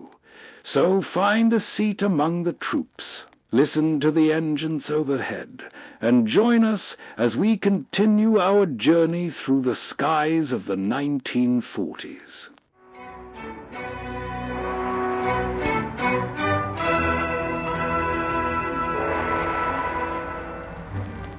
China has been fighting the Japanese for 6 years. Until 1940, she fought them alone. Then the American volunteer group, the AVGs, the Flying Tigers, arrived in the Chinese skies. Their deeds are history. Their leader, General Claire Chennault, has taken rank among the great captains of aerial warfare. Now he commands an American Air Force in China. But he and his men still fight against odds. It is a holding action until North Africa is won, and a path is cut across Burma. A supreme assault on Japan can be mounted. Such strategy requires courage and infinite patience. Well, the 1210th Medium Bomber Squadron had courage aplenty, but patience in war is not an American characteristic. Our flyers have a slam-bang, up and at 'em, kick their ribs in and get it over with crew. All of which brings us to a tent at a Chinese airdrome near the Burma border. Lieutenants Wally Jeffers and Bruce Danforth are entertaining Lieutenant Li Chung of the China Air Forces at afternoon tea. Nobody here but us chickens. Nobody here but us chickens. A funny story. A very funny story. I will memorize it and tell my general. Have you another one, Wally? Oh, sure, now. Let me think. Lieutenant Li Chung is kidding you, pal. He heard that old wheeze years ago. Did you, Lee? I heard about the chickens before? No. Has it been told? Thousands of times. It's got whiskers. But in America, Bruce, not in China. Yes, Wally is right. The Generalissimo may have heard it from Madame Chang, but my general has not heard it. He will roar with laughter. He has the belly for jokes. He'll need it. Have some cake, Wally. It's only 3 months old. What a pal. He turns the plate so I'll have to reach for the big hunk. Sit down and let Lieutenant Chung tell one. Sure, go ahead, Lee. Get even. I'm afraid you Americans have heard all the jokes in the world. Do you know the one about the madman and the physician? No. How does it go? If I am not boring, Lieutenant Danforth? Not at all. Go ahead, shoot. The story is that Mr. Chu went to the great Dr. Hui Wan Ko and said, "Our mutual friend, Mr. Lin, is quite mad. He thinks he is a duck. Every day he swims in the river and announces that he is going to lay a golden egg. I am in terror. If he prepares to lay a golden egg, it will be so heavy he will drown." So the great Dr. Hui Wan Ko said to Mr. Chu, "You and Mr. Lin are both crazy. Tell Mr. Lin to lay his golden egg in my garden. It will give me great prestige among the other hens." Oh, fine. That's not bad. That's not bad at all. I never heard just that version. Is it an old story in China, Lieutenant? Yes, it dates from the Tang Dynasty. I've got the payoff, Lee. After the war, I'll translate Joe Miller into Chinese, and you put all your old ones into English. We'll both make a fortune. It is an interesting idea. I think... Lieutenant Chung! Lieutenant Chung! Yes, Sergeant. A coolie just came in from the trail. He says he's got to see you right away. Thank you, Sergeant. I will come at once. Yes, sir. He can wait long enough for you to finish your tea, can't he? No, they memorize messages, and sometimes they forget if they wait and gossip. Please excuse me. You see, Bruce, it's like in a movie. Sure. Charlie Chan on Burma Frontier. You peddle joke books. I am going to Hollywood after this war. Oh, that Chung guy. What a character. Yeah, I can't dope him out. Well, there's nothing to dope out, Bruce. He's just a happy-go-lucky type, that's all. Yeah, but what's he got to be happy about? Why, plenty. He was a private in the 9th Route Army. He went to military school and studied English, so now he's a senior lieutenant and liaison officer. That's an important job in his league. Why shouldn't he be happy? Well, I can think of a few reasons. Yeah? What? And perhaps in about 10 years, when you're all grown up, if ever, you'll understand why. Ah, sarcasm. Lee's pretty fair at that, too. Only he doesn't pick on me. I've got the guy in my corner. Well, you can have Lieutenant Lee Chung. What right has he got to be wisecracking and laughing? His people are dying of famine by the thousands, and the Japs are killing them by the thousands. Well, I've seen things since we came here that'd make me feel like a heel if I ever laugh again. Well, You've got some excuse, but this is Chung's own country. They're his people. He knows that, but he's been looking at it since he was a kid. Well, nuts to Chung. You're the one I'm really worried about.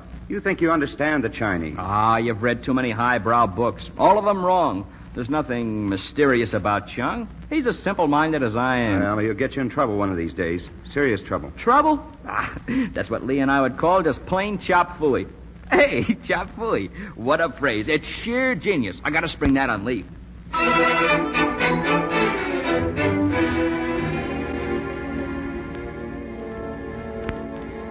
Later that afternoon, Lieutenant Bruce Danforth had his worst forebodings verified. He was playing gin rummy with another pilot of the 1210th Squadron in the operations hut. A nice little jack of spades, and I'm out. Pay me, Willie. 32 cents. Now, that really ruins me. Never play cards with a professor. My mama done told me. Let's make it double or nothing this time. Laundry, laundry, collars chewed, buttons smashed, socks lost while you wait. Oh, get that guy out of here, Wally. Hey, where'd you find him? He could stand a little laundry. Yeah, a gag's a gag, but this one really smells. Silence! Hey, cut! This is Prince Cottam Gizzard Wow Wow of the Burmese aristocracy. Prince, do your stuff. My lovely fella, washy very good. I belong washing machine. He go wish scree. Shirt rip, washing machine he no care. Lee Chung, it's Lee Chung. Hey, what's the idea of the coolie costume and all that dirt, Lee? I never... A military secret. We've got to report to Lieutenant Danforth. Come along, Prince. Hiya, Bruce. Meet Prince Wow Wow. He wants to powwow. I'm doubled up with laughter. Ha ha. Wally makes a joke of everything. This is not actually of a humorous nature. I think it best we step outside, if you please. Okay.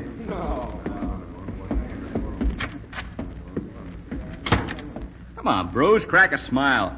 You know, Lee's the funniest sight in China. Hey, pipe the skirt, and the comb in his hair. I like to die with this We guy. have bewildered Bruce? True? True. It is a simple explanation. The Japanese have caught many of our people behind the Salween front. They are dead. They cannot help us anymore in this world. They were part of Lee's warning net, Bruce, so he's got to go over there and see how badly things are gummed up. The skipper wants me to drop him in Burma. Oh, I get it. We are to fly in the scout plane tonight. There is a chance that Wally may be shot down. Major Howard suggests that I explain the map to a reserve pilot. If Wally is shot down, it will be necessary for another to come for me when I have completed my investigation. That is why I'm so anxious for you to have a part in this mission, Bruce. Well, I'm sorry, but the whole idea sounds half-baked to me. Half-baked? Hey, Bruce, for Pete's sake. Well, if Lee wants to snoop around in Jap country, that's his own funeral. But I don't see why he should drag you into this spy melodrama, or me either. I'm going to have a talk with the skipper right now. Wait, pal, you don't want to... Bruce!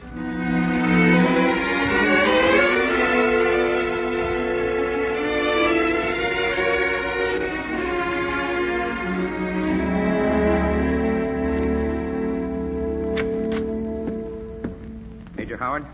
Oh, hello, Bruce. Did Wally and Chung tell you? Yes, sir, and that's why I'm here. Oh, you're looking mighty riled. What's wrong? Well, I don't get this, Skipper. Chung is a nice little guy, but he doesn't look to me like he's any mastermind. Oh, now, Bruce, what are you talking? Well, why should Wally be hooked into this Charlie Chan business? Flying a slow plane over Jap lines at night. I think that's asking for it, and for nothing. Sit down, Bruce. Yes, sir. I know how you feel. When I came out here to join the AVGs, I felt the same way. It struck me that the Chinese were playing fan-tan and calling it war. Yes, sir. Well, I was wrong. General Chenault finally beat the truth into my thick head. You know the main reason the AVG was such a hot outfit? Good planes and great pilots, sir. No. It was the Chinese intelligence system. Oh, really, sir? Yes. They set up the best air raid warning net that's ever been organized anywhere. We usually had 2 hours' notice of a Jap raid. We knew every move they made. They caught us on the ground just 5 times in 16 months. Pretty good record, wasn't it? Yes, sir, but... But what? Well, Lieutenant Chung strikes me as being totally irresponsible. Well, he isn't.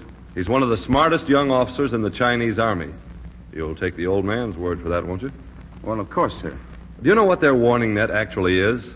It consists of about 5,000 coolies, scholars, poets, and soldiers, and radio senders strategically placed. Now, if they're caught, they don't get off with just a plain shooting or hanging. The Japs torture them to death. Yes, sir. Chung got a report this afternoon that the Japs cleaned out his boys in the Salween area. It means 2 things. They can raid us here without warning, and they're probably concentrating a lot of planes at a new airdrome. So Chung is going to drop in by parachute. I see, sir. Have I given you a little better slant on Chung? Yes, sir. I'm sorry. I didn't quite realize. Well, get a new slant on all these Chinese, kid. They've been sweating it out on a long, bloody road. 6,000 or 8,000 years of it. When this war is over, they'll probably put up a statue to Tojo in Peking. He got them together and made them a nation. They've found the right trail, and they're marching. Someday, China is going to be a pleasure for God Almighty to watch. Yes, sir.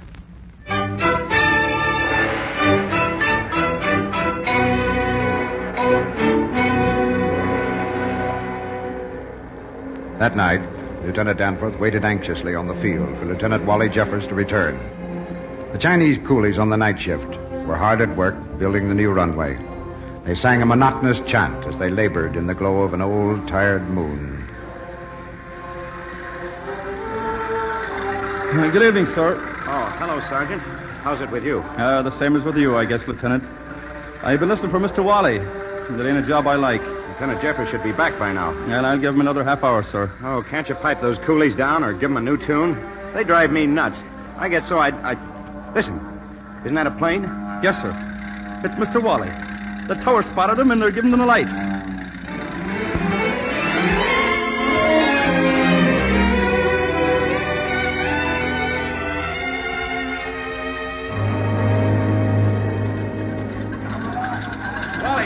Wally, you okay? Yeah, not a scratch. Thank God.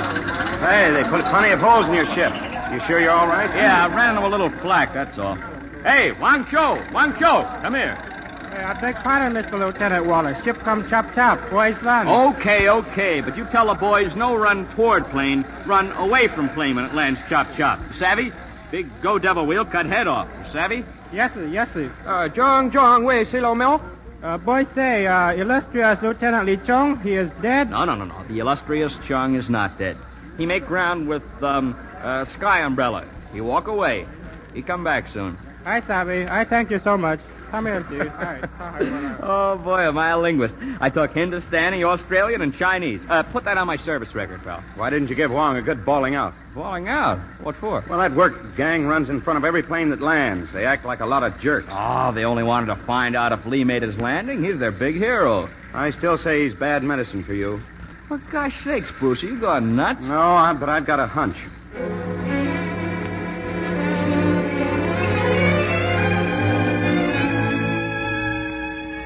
Next morning, Lieutenant Danforth and Lieutenant Jeffers were eating breakfast under an oak tree near the mess tent. The Cooley construction gang still toiled with picks, shovels, baskets, and scrapers. Stripped to the waist, bronzed by many suns, the workmen kept the tempo that is China. Slow, dogged, patient, tireless, unyielding. Do just one thing for me, Wally. Yeah, what? Tell your pals out there to get a new song. It doesn't have to be a new one or a good one, just a different one. Okay. I'll take it up with Lee as soon as he gets back. If, when, and as. Oh, come on. Don't be so gloomy. Break out and smile. Look at those China boys. A cup of rice and a gunny sack to sleep on, and they laugh. Murdered, tortured, burned out, and kicked around for 6 years by the Japs. And they can still go. You ought to read my letters home. I am strictly a press agent for China. I've suspected that. After this, as long as I live, I'm going to take my characters rugged. I'll be in there yelling for the guy who gets up off the floor and swings. I like the type. Call me a sucker for this bloody but unvowed stuff, but I love it. Now, Japs. Enemy planes. Take cover. Oh, it's just a practice alert. No, hear him? Lee said they might sneak in on us. I'm convinced. Come on, take a dive for that trench. I'm right with you, pal. Gangway. They're keeping high. Maybe it's only a look-see. No, they're going to bomb us. Hey, Bruce, look at those coolies working on the field. Oh, the jerks, they're going to get hit. Hey, one shot. I can't hear me. I'll have to go. You stay here. Don't be a fool. Let go of me. Bruce will get hurt. Hey, one show. Air raid. Get your boys into a trench. Chop. Hurry. Wally, come back here. Come back, Wally. One show. Japs. Bombers. Run, all of you. Into the ditch. Get down. Wally, where are you?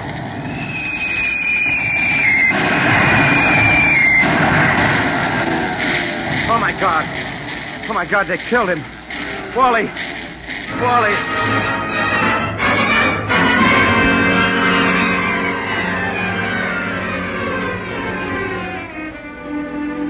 That afternoon, Major Howard, the squadron commander, sat with Lieutenant Danforth in his tent. They had packed Wally Jeffers' belongings in his footlocker. Padlocked and addressed to Mr. and Mrs. Wallace Jeffers, Sr., USA, the battered iron box rested beside an empty cot. Lieutenant Danforth was trying not to look at it. That's not much use staying here, Bruce. Let's go over and talk to the gang a while, huh? Oh, I don't want to talk to anyone, sir. Shall I clear out? No, sir. If he'd just gotten it in action, if he'd got it fighting, but to throw his life away on a lot of stubborn coolies. I just can't stomach that. It isn't fair. It's a filthy, swinish trick to pull on Wally. You aren't being quite fair either, Bruce. The work crew, well, that was my fault. I kept needling Wong to get the job finished. They thought it'd be dishonorable. Oh, I don't care what they thought. Wally was worth all the... Oh, I'm sorry, sir. Well, don't hold back on the tears, kid. It helps. I used to be able to... Major Howard. Yes? Lieutenant Lee Chung is here. He'd like to speak to Lieutenant Danforth. Lee Chung? Maybe later, Bruce? Oh, wait, sir. I'll talk to him. Very well. Sergeant, ask Lieutenant Chung to step in. I'll run along, Bruce. I got that letter to write. Yes, sir. And tell him, sir, tell us folks that it was in action, will you, sir? Of course. It was in action. Perhaps I should not intrude, Major? No, it's all right, Lee. I have news for you, sir. In your quarters, later. Right. I'll see you gentlemen later. Well, got any good jokes, Lee? No, I do not seem even to have words. Not the right English words. They tell you how it happened? Yes. Fang Cho and the brothers are overcome with humiliation and remorse. Is that the correct word? Well, it'll do as well as any. They love our friend. In his name, they are going into Burma as soon as their work here is finished. I promised them to announce this to you in fitting speech. Well, I can do without the speech. Thank you. We are the friends of a brave man. A hero. He was too brave. For the sake of his life here? Yes. But why should his family not take comfort in knowing the truth of his death? Are they not a Christian family? Christian? Oh, well, sure. Of course. Then they will know he died with Christ-like generosity. He gave his life for his brothers. You think that'll console them? They have been Christians a long time, all their lives, perhaps. Well, naturally, all of his folks, for generations. I would hesitate to speak for such a family. I became a Christian only 8 years ago. Oh, well, I see now why you... When I read the story of Jesus in my own language for the first time, I was like a man who has discovered the whole world and all of life for himself alone. I felt that I had solved a huge, ugly riddle with a beautiful answer. Well, it's the only answer we have. And the true one, Bruce. The true one. I hope so. But it must be more than a hope to us who have seen our friend die. In my father's house are many mansions. I go to prepare a place for you. It is so. We dishonor our dead comrade if we do not believe that. Yes, sir. Else he threw his life away for nothing. And this is a nightmare, and the sooner we're all done with it, the better. Yes, you have thought about this thing, as all soldiers should, as most of them do. I know you share my faith. No, forgive me. I talk too much. I am a soldier. Please pardon me this unseemly emotion. I'm glad you said it, Lee. Nonetheless, I am overcome with confusion. A soldier must not forget that he is fighting the barbarians. I have failed to be, as Wally says, rugged. Oh, you're rugged, all right. Rugged? Did Wally ever speak so of me? Yes, and the skipper, too. Truly? Not in jest? On the level. I thank them. This gives me courage. And I will need courage. Oh. You going back to Burma? More difficult than that. I found a hidden airfield near the Salween River. Many large Jap bombers, perhaps 200. It is heavily guarded with Zeros and Akak. I had been hesitating to propose a raid to Major Howard. Oh, that's silly. He'd love it, and so will I. You, Bruce? No. Not this mission. Oh, Wally would despise me if I ducked it. Why, you wouldn't want Wally to despise me. No. I want him to love us both. Well, come on, then. Let's go see the skipper.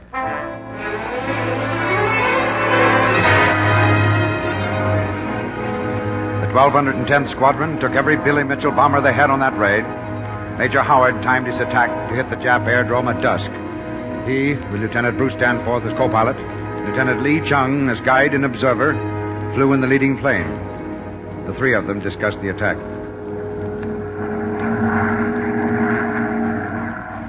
You still think we should come in from the south, Lee? Yes, sir. They never expect an attack from the south. The mountains will cover us as we circle. It's going to be too dark to see much, I'm afraid. You will be surprised, Bruce. Lee says his men will have flares at the four corners of the target.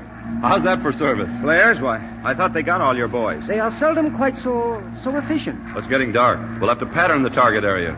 Oh, what's it like from above, Lee? Oh, he doesn't know that. Oh, yes. The English officer who flew me back hid most cleverly in the clouds as we crossed the river. I had several fortunate glimpses. You will see nothing but jungle, Major. They have made hanging gardens to cover the airdrome. Ingenious chaps, these Japanese. Yes, sir. They should go back to living in trees. The jungle is their natural habitat, pal. Thank you, habitat. And, Major, this is Shinwao Peak. I suggest we turn to a course of 28 true. We are approaching the target. Right. Attention, all pilots. Attention, all pilots. Follow me in echelon, V in V, and spread to cover an area of 1,000 yards. Watch for flares.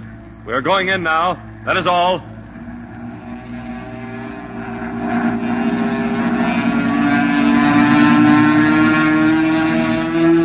Isn't this it, Lee? Where are the flares? A little patience, Major. It is still... Now you see, 4 flares. Right on the beam. Hey, Bombardier, stand by. All ready, sir. Bombs away, sir. Hey, Skipper. Zeros at 1 o'clock.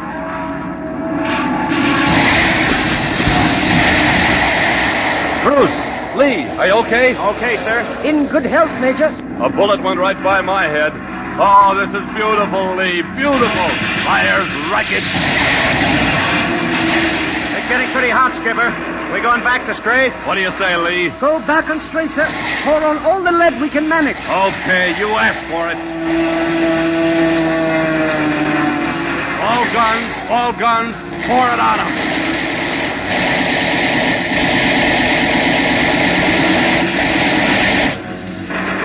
Lee. Pardon? Yes, sir. You see anything we've missed? No, sir. I would say thoroughly efficient. Lee, what the... He's been hit. He must have got it before we turned. Lee, here, let me help you. Where is it? No, I ask your pardon. Most inconvenient at this time. Is it bad, Bruce? No, I'm trying to see, sir. I think we'd better head for home. No, do not hurry. I beg of you. Not on my account. Home she is. What's the matter, Bruce? Can't you get his jacket loosened? No, sir. His tie is stuck in the zipper. Easy, Bruce. Cut it off him.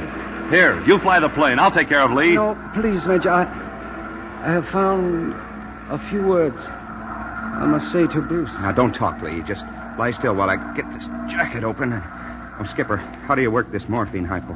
Morphine? That bad? Yeah, they shot this little guy up pretty bad. I think he'll be more comfortable if... Lee. It's all right, Bruce. We part good friends? Oh, friends, of course. But you stay here, Lee. Stay here and fight. Well, give me a chance to square myself for all the rotten things I've said. Here, I'll fix this ampule. We'll get you home. Home? My house is gone. My mother, father were killed. But Wally... Bruce. Yes, Lee. Wally has a home, a family. You must comfort them. To die is nothing. To live, when the heart breaks and one must go on drawing breath, that takes great courage. Promise me, Bruce. I'll do my best. Tell them he has a friend who loves him for his gift to China, who is proud to journey with him. Oh, he couldn't ask for a better friend than you. No man could. Wally, you hear what Bruce has said. Wait, Wally. I will overtake you. That is very humorous. Oh, be patient. I will laugh with you soon. Lee. Wally. Lee. Did you give him the morphine, Bruce? No, sir. He didn't need it. He was a rugged little guy.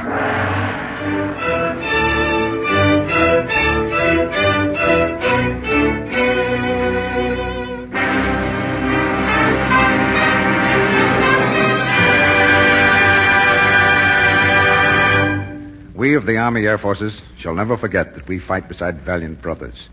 Here's to the Royal Air Force and the lads who flew the Spitfires through that awesome September of 1940. Hitler stood looking toward the white cliffs of Dover until they streamed with German blood, and he turned his haggard face away from world dominion. Here's to the Aussies, the Anzacs, the Canadians. They were rugged men in those days when the Luftwaffe raged boastfully toward Egypt and Suez. Outnumbered, outplaned, but never outfought, they put the icy chill of defeat in Goering's fat heart. Then, from the rubble of their homelands, the Pole, the Norwegian, and the Dutchman rose up to strike the foe. They fought in borrowed aircraft. They fought from strange fields with sorrow and bitterness in their souls. But how they fought. The Germans choked in burning cockpits. The Japs plunged down with broken wings. And once more the tyrant learned that free men can be terrible in war. Nor should the brave story end without a toast to the Russians and Chinese. 3 words: Leningrad, Moscow, Stalingrad. Oh, men of Russia, our enemies will remember them.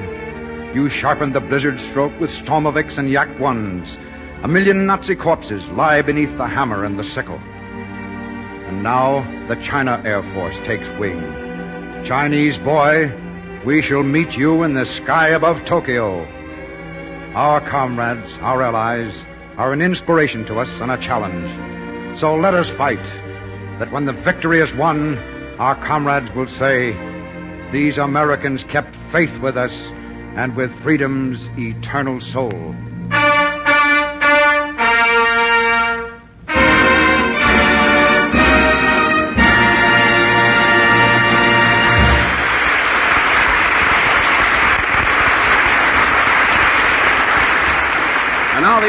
Forces has an important message for the several 100,000 American youths who, between the hours of 9 and 11 tomorrow morning, will take examinations for the Army. We're seated inside the control tower of a small American airport, watching the runway lights stretch into the darkness below. A lone aircraft sits quietly on the tarmac, while radios crackle softly in the background, and the night shift carries on beneath the glow of amber lamps. We'll close our journey with a classic episode of Escape from 1950, Serenade for a Cobra, an exotic tale of danger, adventure, and unexpected encounters far from home. So settle in and enjoy our final story.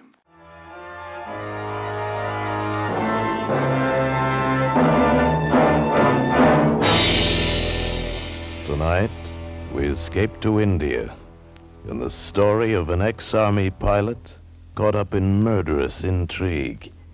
As Joel Murcott tells it in his exciting tale, Serenade for a Cobra. He's got to keep playing. He's got to keep playing that music, and I've got to listen. If he keeps it up long enough, I'll have a chance, but if he stops, I'm going to die. And he may stop. He may stop any minute because that's what he wants. He wants me to die.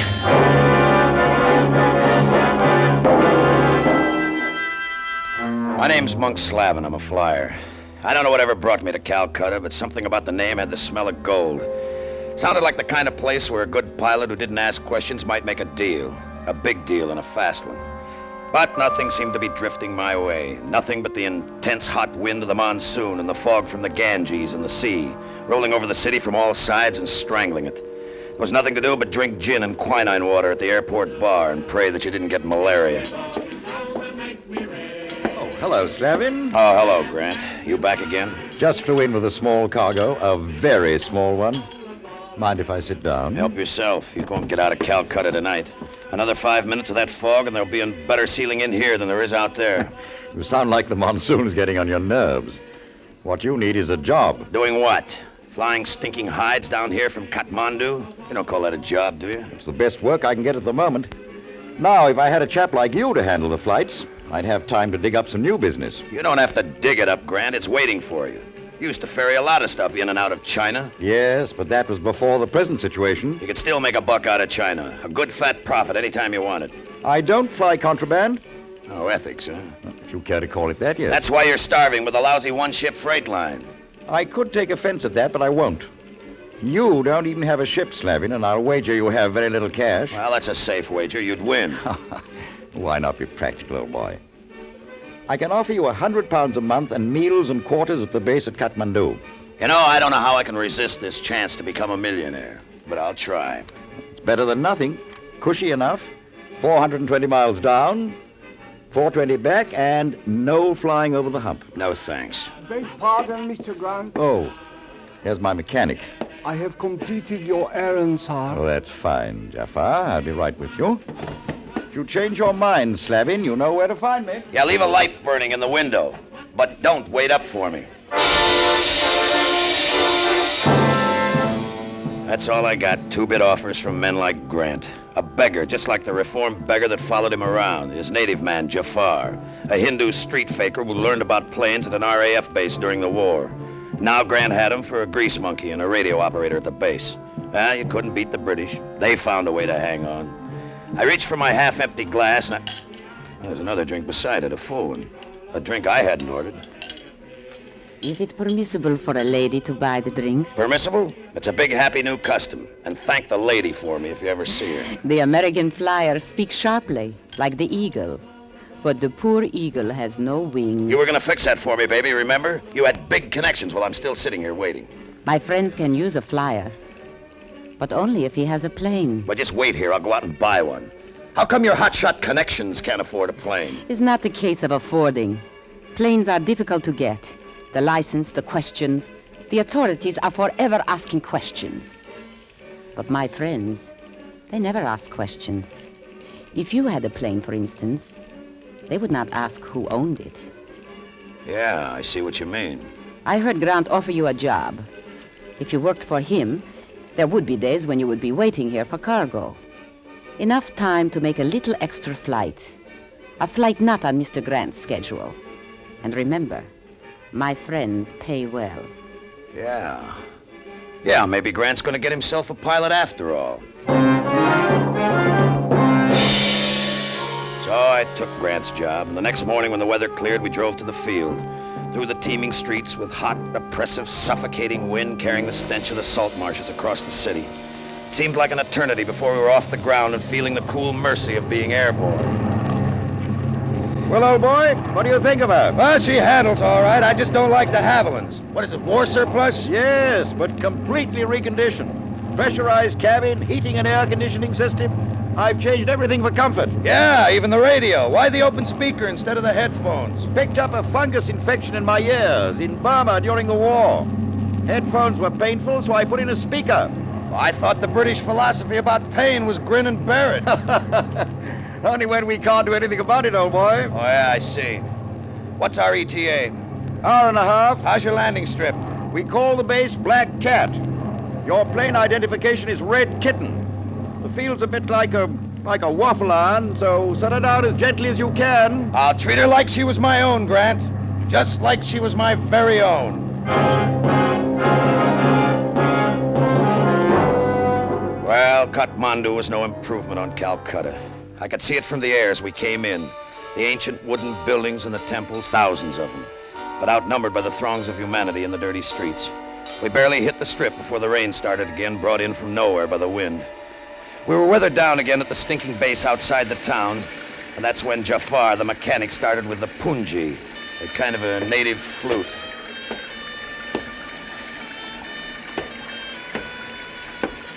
I say, Slavin, do sit down. You're wearing me out. I'm wearing you out. Listen to that thing. Don't he ever stop? He's just amusing himself. Sit down, man. How about a hand of cards? How can I concentrate on cards while he's playing that thing? Can't you make him stop? I can't make him do anything. He's in his own hut, and, well, frankly, he's not bothering me. Well, he's bothering me. Why the slicker? Where are you going? To turn that thing off before it drives me nuts. Slavin, these Hindus are strange people. They resist pressure. I'd advise you to... Save it. Grease monkeys handle the same way in India as they do anywhere else. Slavin, be careful of that.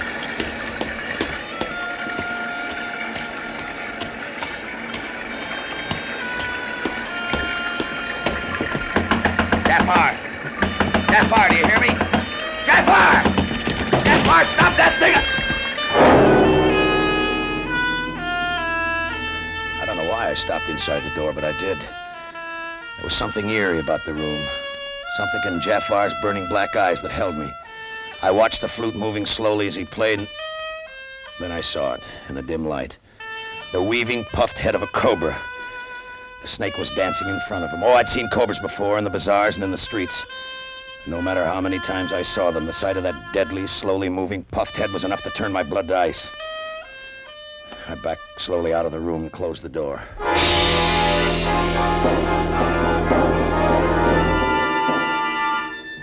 He played it every night after that, every waking hour of the night, until I could hear it even in my sleep. The strange, whining dirge, bringing with it the memory of a weaving head of a snake. In clear weather, I could get away from it for a while, but it would be waiting for me when I got back. And in Jafar's eyes, there was a challenge. I could feel his hot stare burning into me as we worked on the plane. What's on your mind, Jafar? What do you keep staring at me for? Why did you change your mind, sir? Why do you now work for Mr. Grant? What's it to you, Jafar? Mr. Grant is good to Jafar. Mr. Grant is too quick to trust people. I don't know what you're talking about. Yes, you do, sir. You know. Get out of here, Jafar. Did you hear me? I said get out of here. I must work on Mr. Grant's plane, sir. That's an order. Get out! Fleming!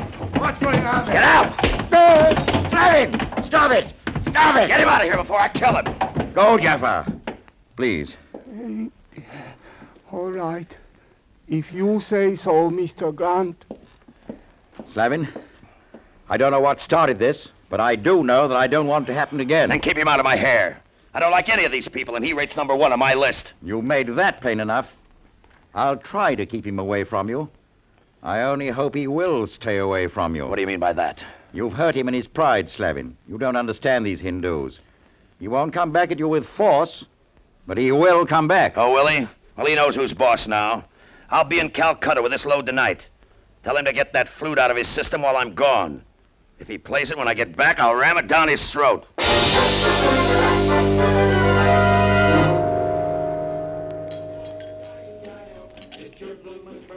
Aren't you going to buy me a drink? You don't make me any money, baby, so don't cost me any. But I am going to make you money. A lot of money. You better come up with it fast. My job looks temporary. Is tomorrow fast enough? Tomorrow I'm bringing another load of hides down from Kathmandu. I'm going back there tonight. Oh, that will fit in nicely. When you leave Kathmandu tomorrow, you will make a short side trip. One stop in China. Then come back here to Calcutta. China, huh? Well, now you're beginning to interest me, baby. Where in China? My friend knows. His name is Karkanov. He will be waiting for you tonight when you return to Kathmandu. Meet him at midnight, at the rear of Great Temple of Vishnu, at edge of town. How big is the job? Big, but very little trouble. That is, if you are not squeamish. When I say how big, I mean how much. For you? 10,000 American dollars. 10,000? How much of that do you expect? Oh, Karkanov pays me. The 10,000 is all yours. Now will you buy me a drink? Yeah. Now I'll buy both of us a drink.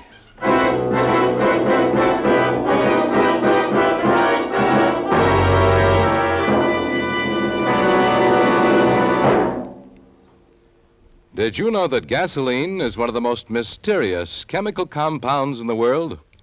Gasoline can contain hundreds of different components, but one stands out for its remarkable anti-knock quality. It's xylene.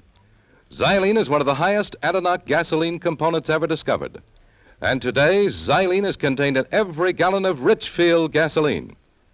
Xylene in Richfield gasoline helps give your car that quick surge of knock-free power. And you feel the silent power of xylene when you zip up a long hill. Moreover, your Richfield dealer offers you a choice of 2 great Richfield gasolines with xylene. Richfield High Octane at regular price for motors of average compression. And Richfield Ethyl for motors of highest compression. Let your Richfield dealer help you decide which Richfield gasoline is best for your car. Stop where you see the Richfield Eagle and the cream and blue pumps. Get the gasoline that contains one of the highest anti-knock components known to science. Get Richfield gasoline with xylene. And now we return you to Escape. $10,000. Enough to get out of the trap. I could go back to the States on that, buy my own plane, pick up my own spots for a smart deal. I thought of it all the way back to Kathmandu. This would be my last night in that hole. My last night. Black Cat. Calling Black Cat. This is Red Kitten calling Black Cat, over. Red Kitten, this is Black Cat. Go ahead. ETA 15 minutes. Visibility poor. How is it there? Poor, but all right for landing, sir. Light landing fields on all corners of the field. Flares, you hear me? Mr. Grant has already left to do that, sir. Good. Would you like some music, sir? What do you mean, music? My music, sir.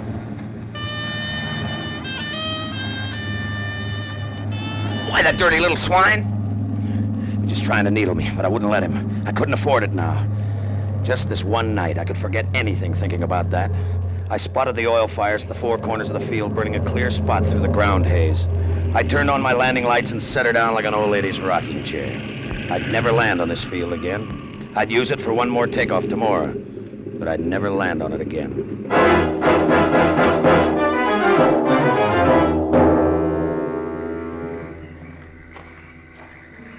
Turn off your flashlight, Mr. Slavin.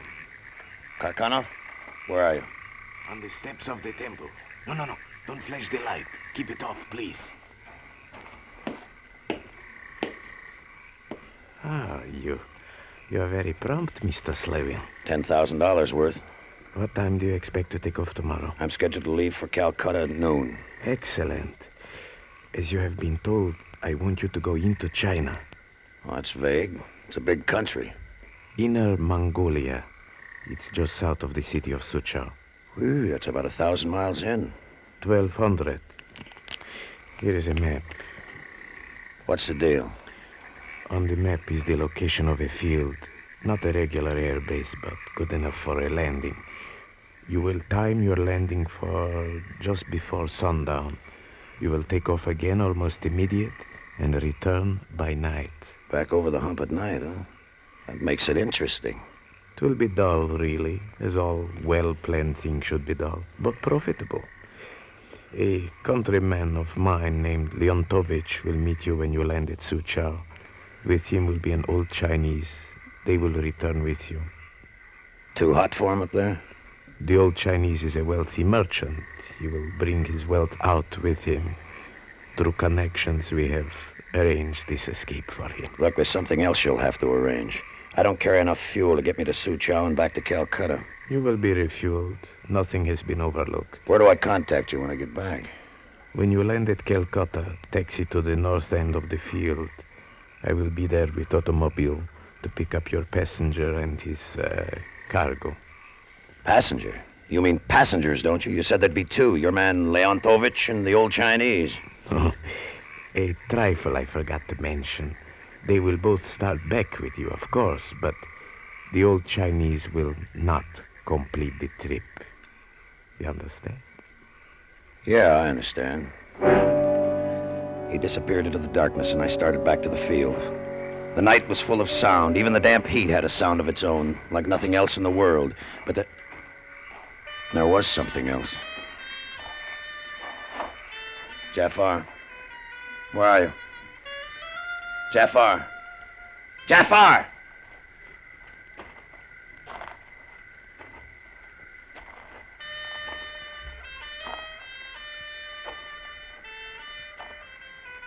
Where are you, Jafar? Where are you? Answer me! I'll find you! I'll get you! I'll get you, you dog! No, the devil. He's riding me. I can't afford to think about him now. I gotta think about tomorrow. Just get back to the field and think about tomorrow.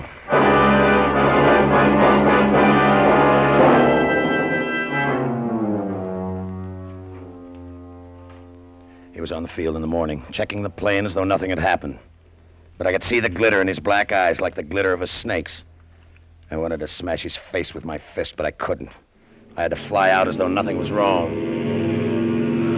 The motors caught sweetly, and I lifted off the strip like a feather, and then headed south for Calcutta until I was out of sight of the field. Then I made a half circle to the north and headed for the hump. She took it like a swallow. Past the white peak of Mount Everest, the top of the world, and out over the great plateau of Tibet. Then the northern rim of the Himalayas dipped beneath my wings, and I was over the hill country of Mongolia. I hit it right on the nose, the field outside the town of Suchao, and made my landing just as the bottom edge of the sun was kissing the horizon. I am Leontovich. The Chinese have a truck with fuel. Quickly. Why so many of them? Karkanov said there'd be one Chinese. They are the old man's friends. They come to see him off safely. That is why we must go to the bother of taking him along, far away. All right, but watch them. An armored car will come over the hill as we are ready to take off. Do not be alarmed. I thought you had everything fixed here. Quiet. They will not be after us. They will take care of the Chinese we leave behind. Well, there better not be any slip-ups. Let's get out of here fast. Give me that hose up here. There were 5 of the Chinese, and deep in their impressive eyes was quiet terror. One was an old man clutching a wicker basket, but the terror in his eyes was tempered with a glint of hope. The others just stared at the plane with a terrible yearning. The last of the gas trickled into the tanks. We took the hose down. The truck backed off. Are you ready? Yeah, boost them in. Come, old one.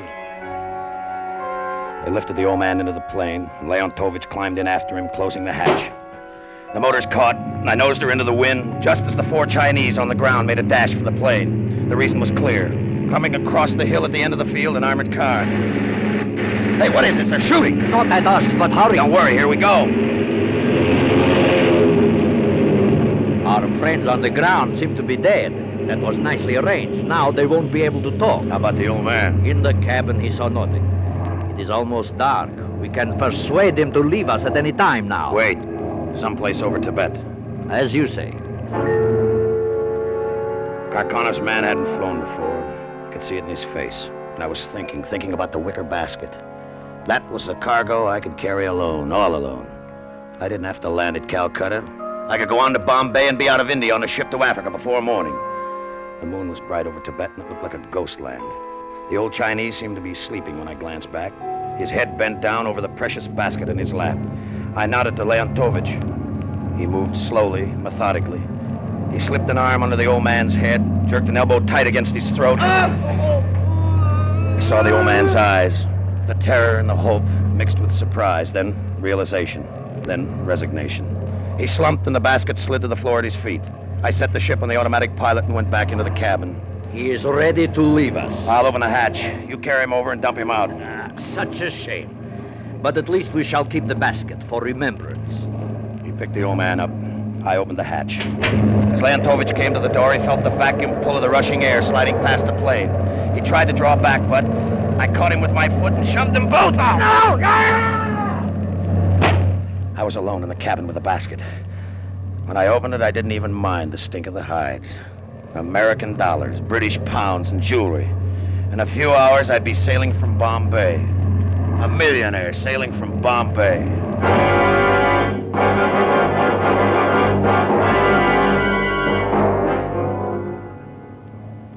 Something was wrong. I felt it as I started back over the hump. It was bumpy, and the ship slithered and kicked, and there was a wall of darkness outside. There was something inside, too. Something or somebody in the cabin of the ship. I turned on the cabin lights and looked back, and there was nothing but a load of hides, but the feeling wouldn't go away. I tried to shake it off. In half an hour, I'd be passing over Kathmandu, just a sound in the night. I had to have a look through the cabin. I set the ship on the automatic pilot and slid from the seat, but she bucked me and I had to grab the controls. Mount Everest was someplace nearby in the dark. I was sweating. I couldn't leave the controls now. I had to stay with them. But I kept looking back into the cabin with that same feeling. Then I saw it. I saw something long and thin slithering across the hides. A loose rope. I tried to tell myself it was a loose rope, but a rope doesn't move like that. Then the head lifted. The hooded head of a Cobra. A Cobra in the plane. Plane in the nearest base was Kathmandu, still 20 minutes away, and I couldn't take my hands off the controls. I flicked the radio switch. Black Cat. This is Red Kitten calling Black Cat. Come in, Black Cat. Red Kitten calling. Come in, Black Cat. Over. Black Cat to Red Kitten. It is a surprise to hear from you, sir. You should be in Calcutta, sir. You know where I am, you devil, you filthy little devil. Has my pet awakened? He wants to be fed, sir. The Cobra is very mean when he is not fed. You put him in the plane. The sting of the Cobra kills swiftly, Mr. Slavin. What can I do? Jafar, I'm begging you. What can I do? Nothing, sir. There's nothing you can do. I could help you, He's getting closer. Please, he's getting closer, please. Please! You do not like my music, sir. Music? A serenade on the flute might distract him, but you do not care for the flute. Play it! For heaven's sake, man, play it!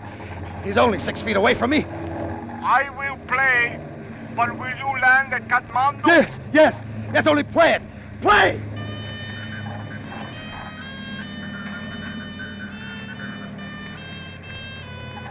The snake came closer. That ugly hooded head, spreading and raising and weaving in time with the music coming over the radio. He was only 2 feet away. Death only 2 feet away, and if Jafar stopped playing, he'd strike. An ugly, ill-tempered, hungry Cobra, deadly to anybody but Jafar, who knew when he wanted to be fed. He knew the only thing in the world that could hold him was that flute. That flute, as long as Jafar kept playing it.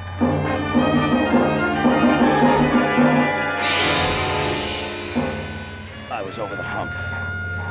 I saw the oil fires being lit on the strip at Black Cat. That meant that Grant knew I was coming in. The flute was driving me mad. And the Cobra. I never knew when he'd strike at some movement of my hands on the controls, and yet I had to move him to land. Oh, Grant! Grant, where are you? I'm here, Slavin. Please, give me landing instructions. Please, Grant! When you hit the strip, taxi over to the operations shack as close as you can get. Jafar can keep the flute going. We'll open the hatch and try to distract the snake. may be we can get you out. Make him keep playing, Grand. Make him keep playing. We're coming out to watch your landing. I have the police with me, Slavin. Your friends in Calcutta have already been arrested on Jafar's information. I made my approach to the strip. The head of the snake never stopped weaving. I could see Grant and the police in the light of the oil fires. I cut the motors, dropped down at the edge of the field. Another minute. If Jafar could just keep playing another minute. I was ready to set her down. The ground was right under the wings. And then the flute stopped! Happy landing, Jafar! No, Jafar, he bit me!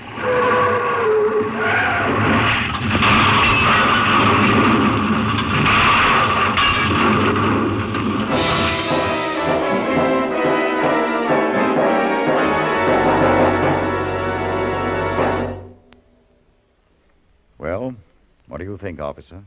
Will he live? Oh, bad crash. Afraid not. Too bad about your plane. Oh, it's insured. I'll get another. Oh, you might possibly get the money and the jewels, too, if nobody claims them. I doubt if anybody will. No matter. I only want what is my own.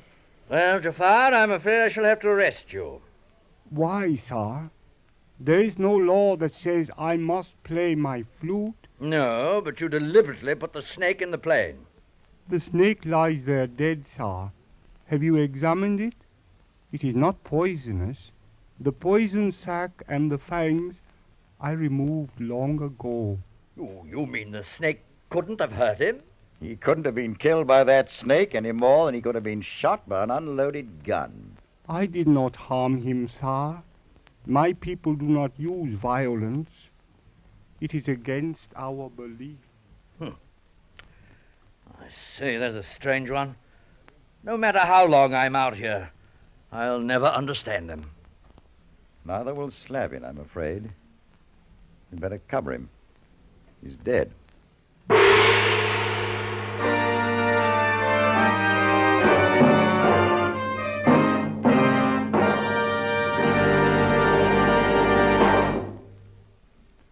Here's a weather forecast that's guaranteed to be accurate.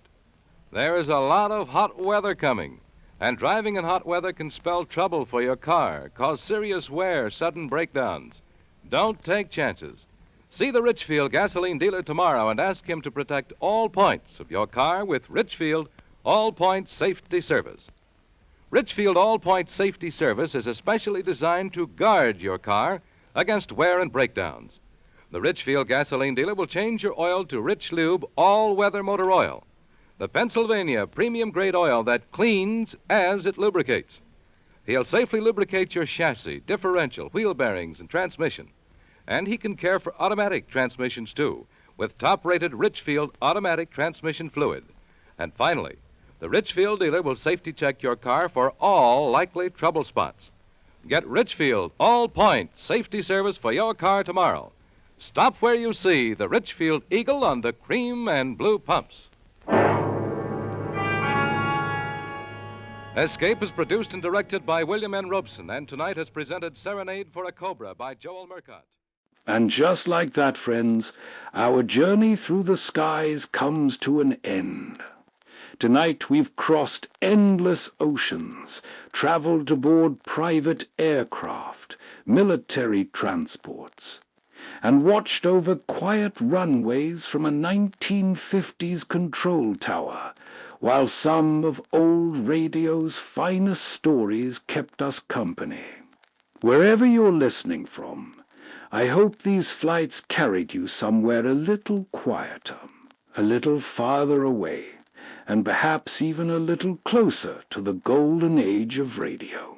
Before you go, let me know in the comments which story was your favorite from tonight's special.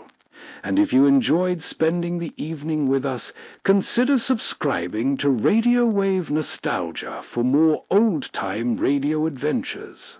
Until next time, keep the radio close, keep looking toward the horizon, and have a safe journey wherever the night may take you.